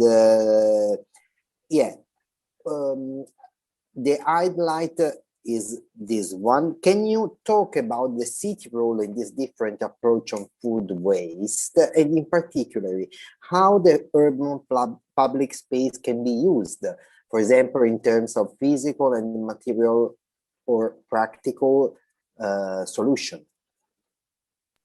So the connection between what you talk about, the food waste and the public space. Yes. Well, I think to answer this question, we need to bear in mind that the largest amount of food waste is produced at the end of the food supply chain, in the distribution and consumption phase. And distribution and consumption are two activities that are mainly carried out within city borders. As we all know, urbanization is increasing rapidly, and some projections suggest that by 2050, cities will consume like 80% of the global food production. So there is no doubt that cities are and will increasingly be the setting of the battle against food waste. And this places a colossal responsibility on the shoulders of local authorities. City governments are and will increasingly be exposed to the demands of two different sets of factors. Social and solidarity economy organizations, leading what I previously called the bottom-up approach, and national and supranational institutions promoting what I have referred to as the top-down approach. To a large extent, we can say that both approaches complement each other. If we look at the Portuguese case, the most emblematic social and solidarity economy anti-food waste initiatives, ReFood, the Zero Waste Movement, Cooperative Fruta Feia, fit perfectly well into the notion of circular economy, which is the backbone of the top-down approach developed by the European Union, and which is increasingly being adopted by national policy frameworks across Europe. So at least at first glance, we have a perfect coherence between the bottom-up and the top-down approaches. However, I think it's important to add, I would say, no caution on this interpretation. Behind this apparent coherence, there are actually some fundamental differences that can eventually lead to conflict. I think in her intervention, Ina mentioned this potential source of conflict. In the case of food waste, the circular economy is certainly a step forward for sustainability, but it also has its limitations. In the circular economy, to another process. In the examples I gave before, food surpluses are that came from the capitalist market are redistributed or resold instead of being thrown away. But the notion of circular economy does not necessarily challenge one of the main sins of the capitalist mode of production, which is producing more than we actually need. Initiatives from the social and solidarity economy, on the other hand, are likely to have more ambitious, transformative goals. The social and solidarity economy ultimately aims at transforming the system, not at improving the efficiency of the system we have. So because of the key position that cities play in the battle against food waste, local authorities are likely to be exposed to radical transformative pressures from below and, let's say, less radical transformative pressures from above. And in this scenario, the challenge for local authorities will be to balance potentially conflicted demands and making sure that top-down measures, such as, for example, available funding and support for the circular economy, do not undermine the full transformative potential of grassroots social and solidarity economy initiatives. Thanks, Andres, just because this issue, the problem of a sort of conflict, we are just transforming reality or we have to change reality. So we mentioned a lot of times the word change, and in my mind it comes social innovation, and my mind comes and a question to Jose Luis Fernandez Pacheco. In your first presentation, you spoke about some ideas and some experience in social economy and the solidarity. What do you think about the implementing of social innovation in the urban regeneration policies and in the European policies? We have not so many programs focusing on social innovation. So in the real transformation and a real impact in everyday life. And then another question, always to Professor Fernandez Pacheco, this about the SDGs framework. Are the initiatives and the groups you have been assessing in your presentation also critical regarding the SDGs framework? So this potential conflict come to the surface? Thank you, Yuri. Both are very nice, very good questions. Responding the second one, yes, a lot. I mean, even myself, I'm critical with Sustainable Development Goals, and it's necessary to be critical.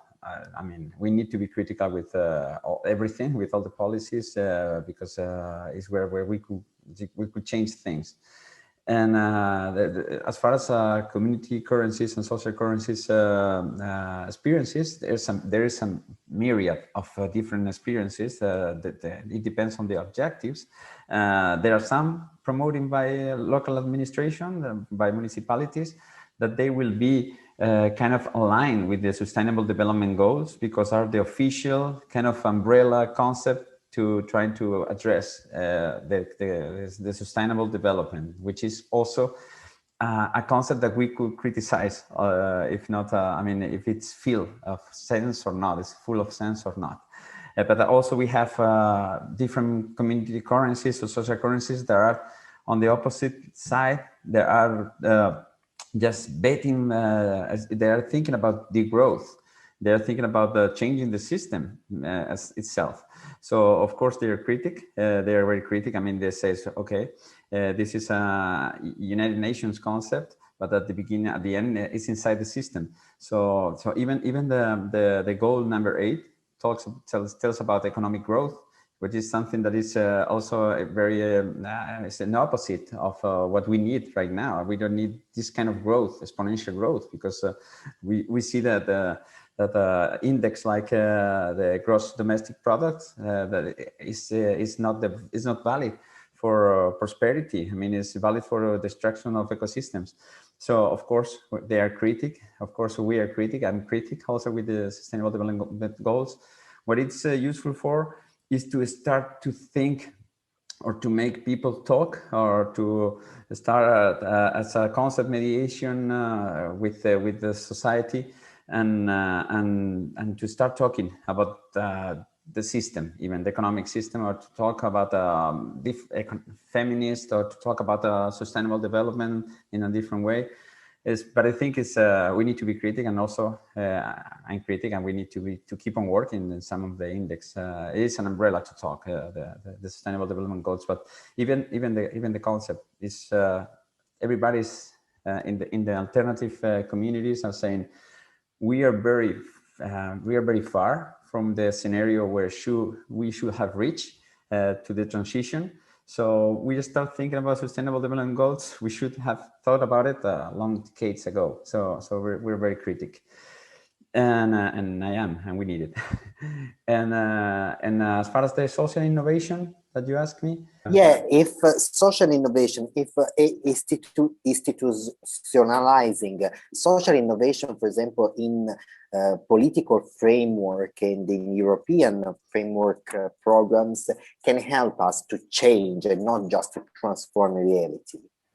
According to you, social innovation approach can be a starting point, it can be an instrument for to find the balance between the conflict you mentioned.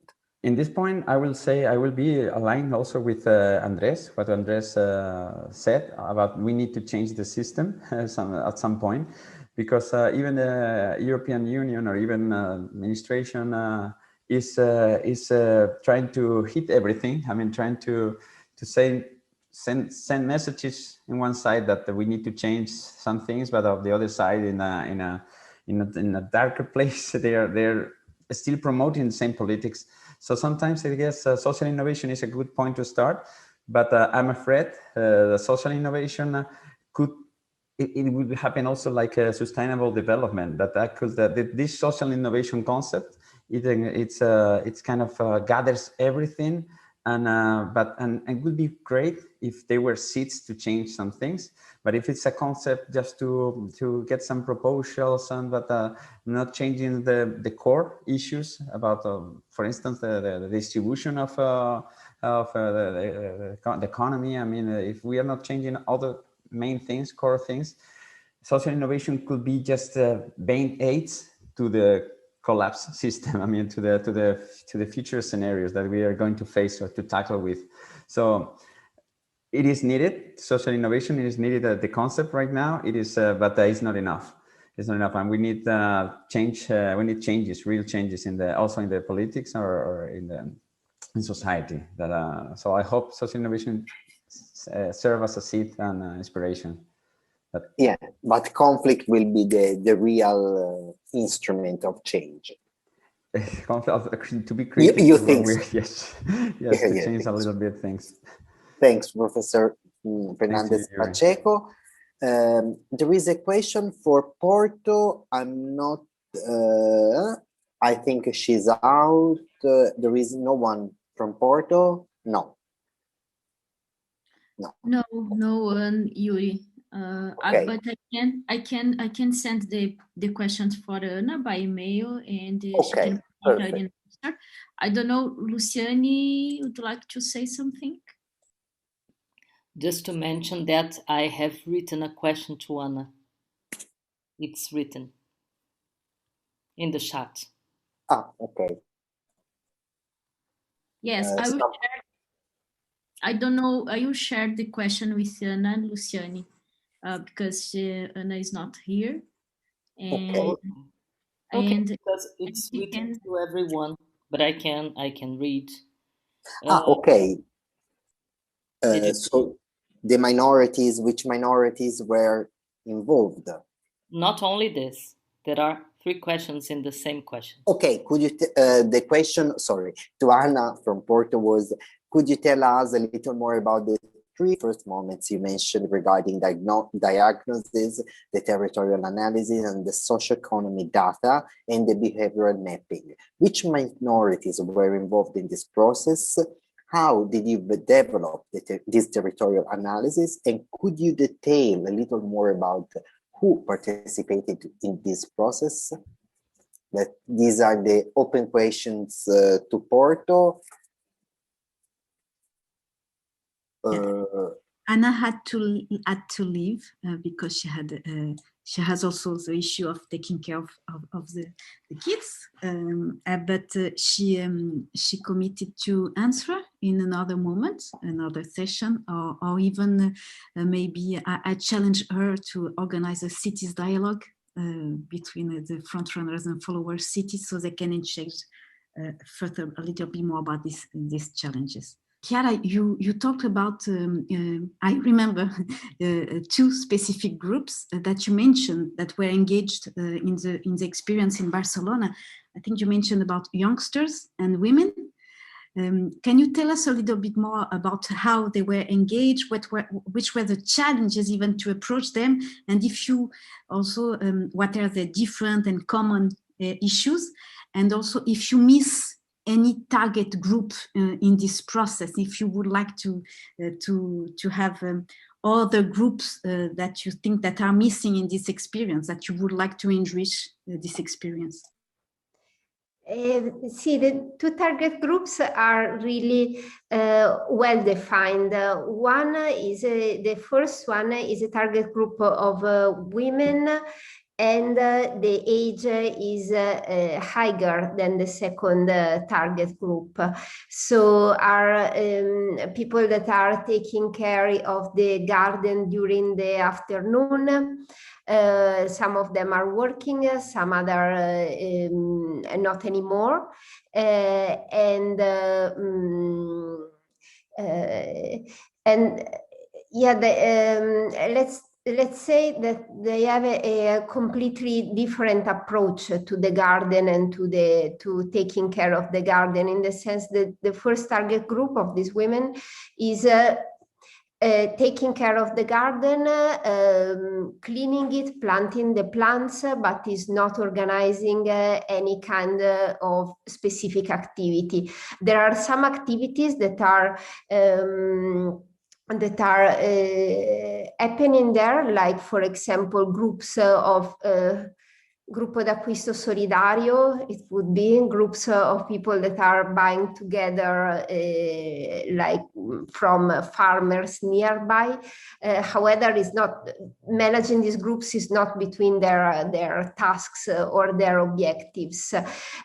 Also the approach and the request, it's a bit different in the sense that this first group is like, there are some people that are very, especially one person that are very knowledgeable about plants. So they were choosing exactly which plants they wanted in order to attract the butterflies. And they were thinking to which services to offer to the people that were passing by the space. However, they are the person that are in charge. They would like to offer like some services, like giving the food to the people, like some mint, something that people can put extra food that they can put in their lunch when people are going to have lunch in the space. However, they don't want like to manage groups of people taking care of the wall or organizing some extra activities. So they are just taking care of the wall and making the best, and they are very happy if their space is more attractive. For them, it's a sort of success to have people going there and like recognizing the space that they set it up, because they did everything in that space. It was just an empty lot in Barcelona. So their objective is to make people feel well in that space, create a nice space for the neighborhood without any further objective of engaging with the people that are passing through the space.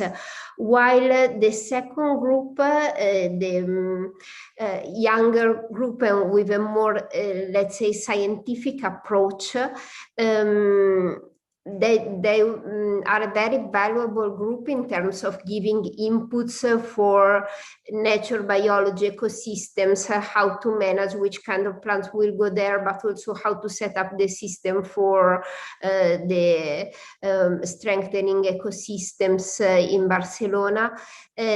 They are a group that is organizing several activities. So their main objective is to engage more people in their project, but active people in their project. They are not like giving a service. They are creating a community, and an active community that takes care of the walls of the wall. So this they want to the main idea of using the technology there is to create a sort of Tamagotchi wall to engage some specific target groups that could be fascinated or interested, and to widen the offer that they are offering in their garden. So the people that will take care will be assigned to a specific to a specific pot, while in general for the rest of the garden, people doesn't have a specific pot. They all take care together. But in this case, they want to have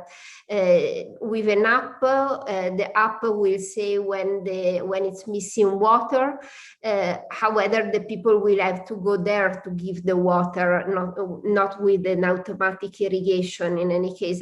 And they want to create one of the last ideas in the system of co-management that we were thinking, groups of people taking care of three of tiles together, so that they engage together in this three Tamagotchi group, and they were also thinking to some dynamics on how to set up these groups in order to create further dynamics. So in that case, there is a project of building a community around the space. So the core group is trying to build a community, and we are working with them towards this objective. So the objective of the two groups are quite, I would say, radically different, and it's very interesting to follow the process, because at the beginning, of course, we couldn't imagine. This was through co-analysis and analysis of desires that we found out this. Then if we are missing some target group, yeah, we are missing a lot of target groups. However, I mean, we are making a specific study with these specific target groups. The target group of the women is particularly interested in the fact that we organize activities with children there. So you can feel the sensitivity somehow. They were putting us in contact with some schools in order, and some of them also young girls, like 12 years old girls, that are engaging in the project. So who has children, bring also the children. And they were asking us to organize activities to explain the system of biophotovoltaic in a more scientific way with the children in their science classes. So there is a sensitivity, but they are not actively creating the social interaction, let's say, while the other group is interested in this creation of social interaction. So yeah, I think that you can have several target groups. However, this is a project of only 1 year, from the beginning to the end of the project. So with this time frame, I think that our two target groups are very good, are very interesting, and creating a lot of contents, both of them. Congratulations, Chiara. Thanks a lot. I would like to ask something to Chiara too, because it was very interesting, very inspiring, Chiara, the experience. And I was thinking, while I was listening to you, I was thinking if you have considered to include more another step in the project, or if you will consider it to take into account projects like the precious plastics. I mean, to include the collective of the the plastic precious waste. plastic is from our institute, is from the Fab Lab at the IAC. Great, because I was thinking about the people collecting plastic and converting this plastic in this wall. I mean, it would be great. I mean, you can look the cycle also. Yeah, actually, we even though it's in our institute, the group of people that is taking care of the precious plastic, we didn't thought to this specific future perspective. Actually, yes, it could be. However, we are using ceramic because it's also offering this possibility of growing on top of ceramic, and in terms of ecosystems, we were trying with ceramic to add further value to the project through the material itself, to add further value in terms of ecosystems. But of course, if you use recycled plastic, you add further value in other terms, in terms of recycling instead of. So it could, of course, be a perspective. Yeah. Great. Very nice to hear it. Thank you. Grazie. Thanks a lot. There is a comment by Mr. Luciane Lucas dos Santos, and probably you can read your comment and speak with Nadezhda. I was saying, Nadezhda, that I think it was very relevant you bring to this discussion something about the refugee group and the possibility of looking to these experiences as a way of challenging the prejudice that can exist between social classes, different social classes, not to mention other forms of asymmetries that we can see in the urban space. So I was mentioning an experience that I think very promising about homeless people. And it was an exchange fair made for and by homeless people. And the idea was to rescue the power of change, the power of choice, considering that in our social imagery, we see homeless people as someone that cannot have anything and that cannot contribute to anything. So this fair was partially organized by these homeless people. They received social currencies for the work they performed, and they could achieve products in this fair, in this exchange fair, from cooperatives that were participating in this initiative. And they were choosing, for example, what they could eat, what they could choose as clothes, as hygiene products, and so on.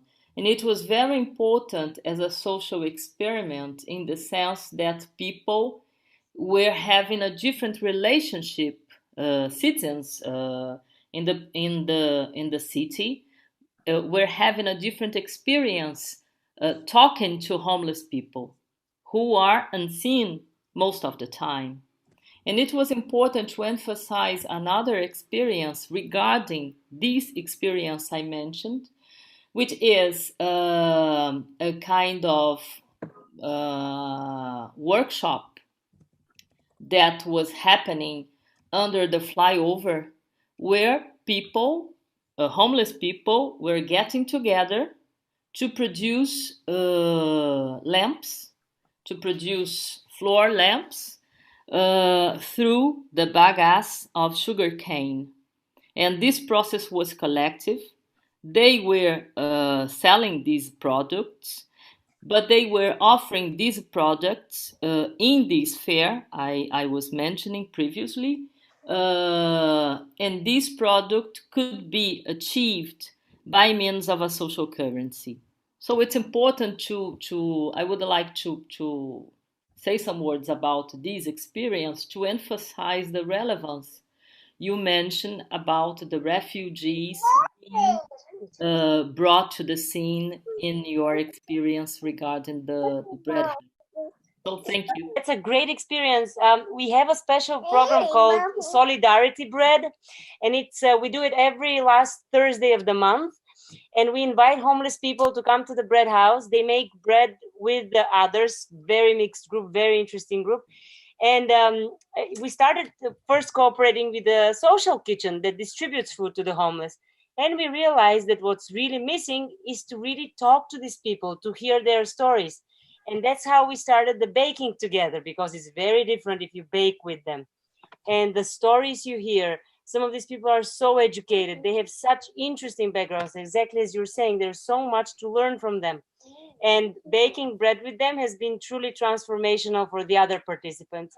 But it took time. It took time for them to be to feel comfortable to come to the baking, you know, even those who haven't had shower for a while. You mean, there's very different kinds of inhibitions, right?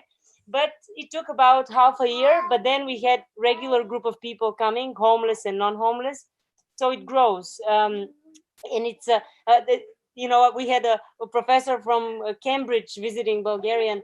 He said he has never learned so much about poetry in his life than from one of the participants. So, you know, from the homeless participants.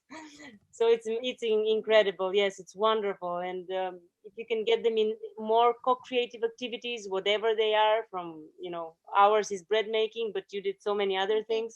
Yes, it's really truly changing everybody. We also have such programs with blind people, for example, Bread in the Dark. The blind, they are the facilitators. They lead the people who see, but because it's full darkness, they don't see.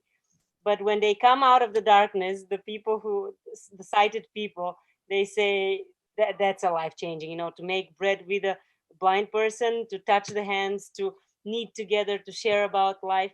So the more we create and invent such interesting experiences, I think that's a key for what all of us try to do with cities, to really get people together to do unusual, but at the same time, very human experiences, human activities together. Yes. Thank you. And write to me if you want. I've been to Brazil to so many places. I speak Brazilian Portuguese, so we can connect, and who knows, we can come up with more ideas. Thanks, Luciani. Thanks, Nadezhda. I think Isabella Perotti want to add a comment. Hi, nice to meet you. First of all, my compliments to all of you who have been this great capacity to adapt this unexpected reality we are living on. So still doing amazing, great things.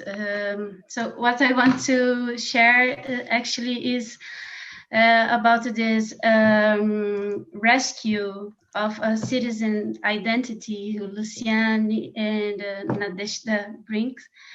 Here we had a similar experience, but with people with mental disturb or disabilities.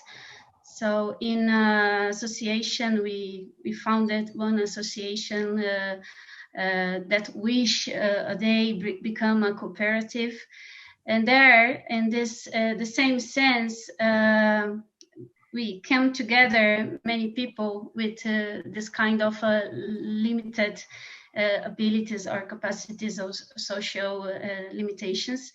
And what was more special of all is because there, what identity us was not our diagnostic health or condition diagnostic, but what we have to share with the others. So a person who were identified as a bipolar disorder person, there was instructor, teacher of handmade craft. So this experience of a different identity on a society has a great, amazing power of inclusion people. And this only for share a piece of this experience that goes in the same direction. And there also we had people, of course, homeless people, because they have a lot of troubles in mental health. So they become in this kind of service also.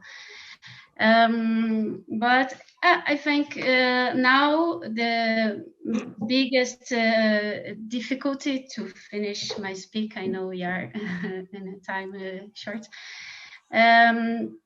is we are trying to cross these challenges of internet things, because not everybody has free access to free Wi-Fi, free data.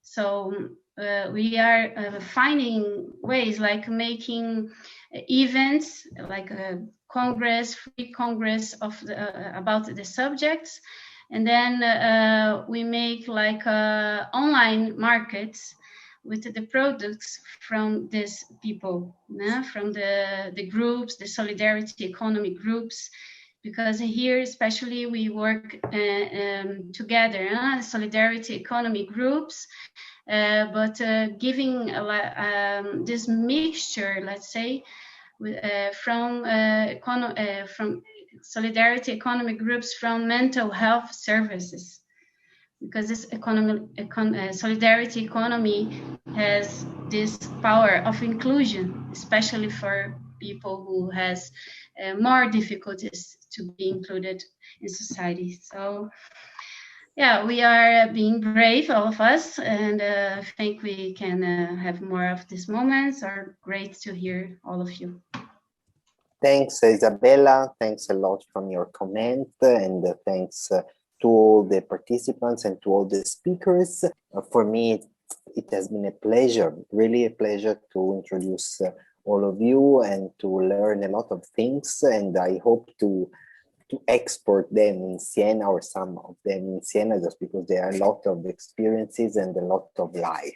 And so thanks, really, it's been really, really interesting. So Beatrice and Natalie, I think you have to close the session. Thank you, Yuri, again for your moderation. Thank you a lot. Thank you for all speakers. I think this roundtable was very complement and very connected with the other roundtable, the first roundtable. I would like just to share 2 or 3 ideas from the first roundtable, just to stay in our mind and to continue to thinking about for the next roundtable. As a result from the first seminar, we discussed some things about urban neighborhoods are set of complex socioeconomic and emotional relations instead of a mere space of living. Yeah, I think during this debate is very clear this statement, how this statement is operationalized in real context through the different solidarity economy practice that the colleagues presented before. So the debate present the importance to take this statement in consideration, the complex socioeconomic and emotional relations as part of the urban space, as part of the community. The other one from the first seminar, the idea around the community-based initiatives depend much more the solidarity ties of common interest, reciprocity, and trust. I think that is a strong resulting strong conclusion that from the first, and is very similar similar with our discussion today. The other one is about public policies, and you talk you have some presentation.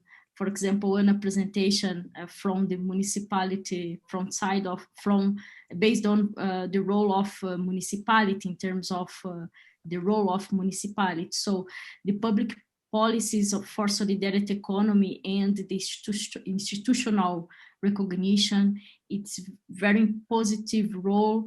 And it's a positive role, more positive than the market economy. So it's very strong, is important to ensure in certain way the support from a municipality and to move the solidarity economy, to introduce the solidarity economy in the public policies for each in each city.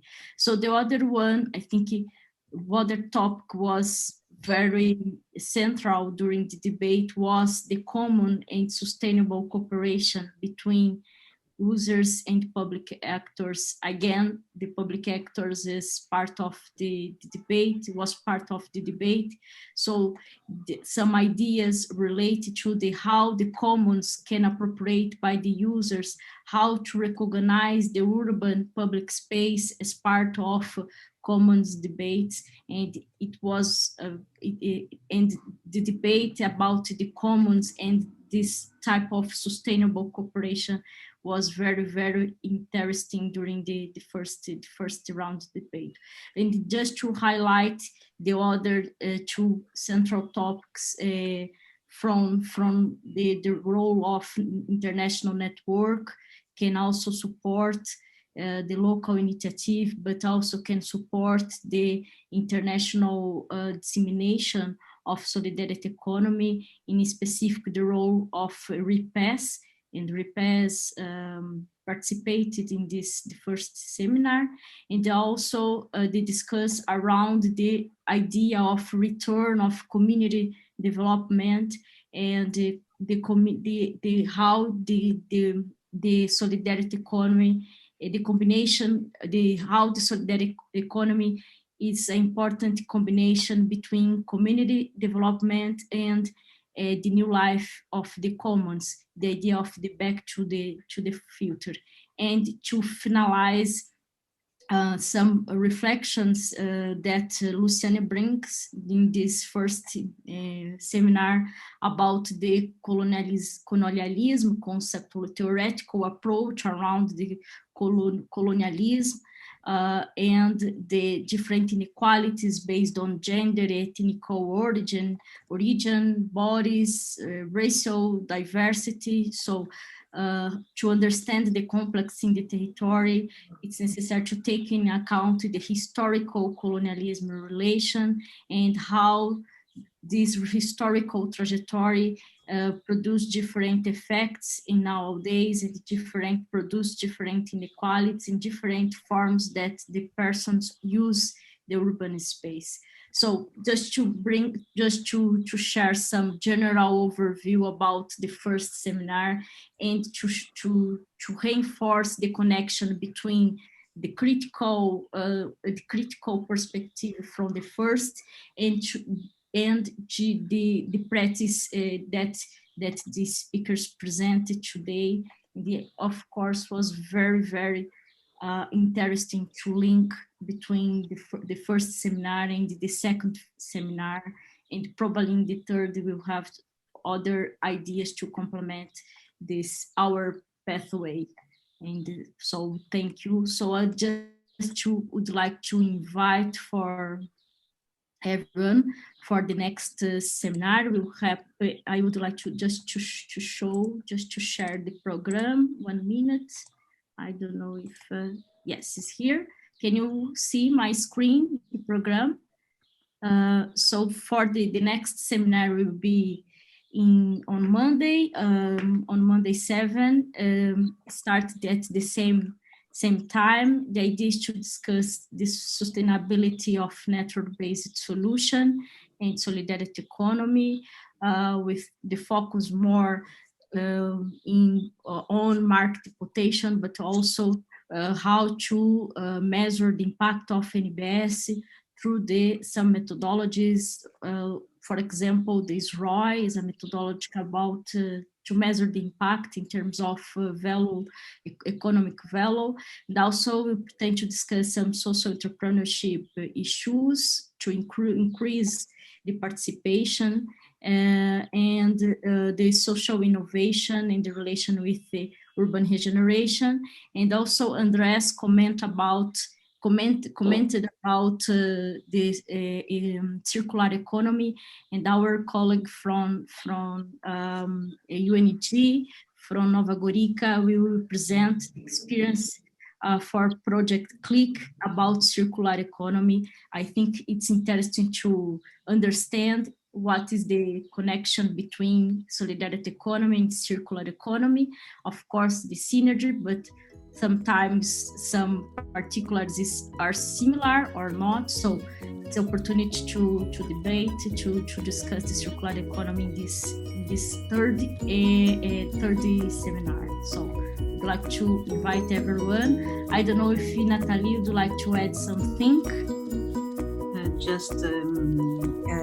We wish you a great weekend and to enjoy your friends and families. Thank you, Nathalie. Thank you for everyone. Thank you. Bye. Bye-bye. See you. Bye-bye. Thank you. Have a nice weekend and thanks for Ciao, all. ciao.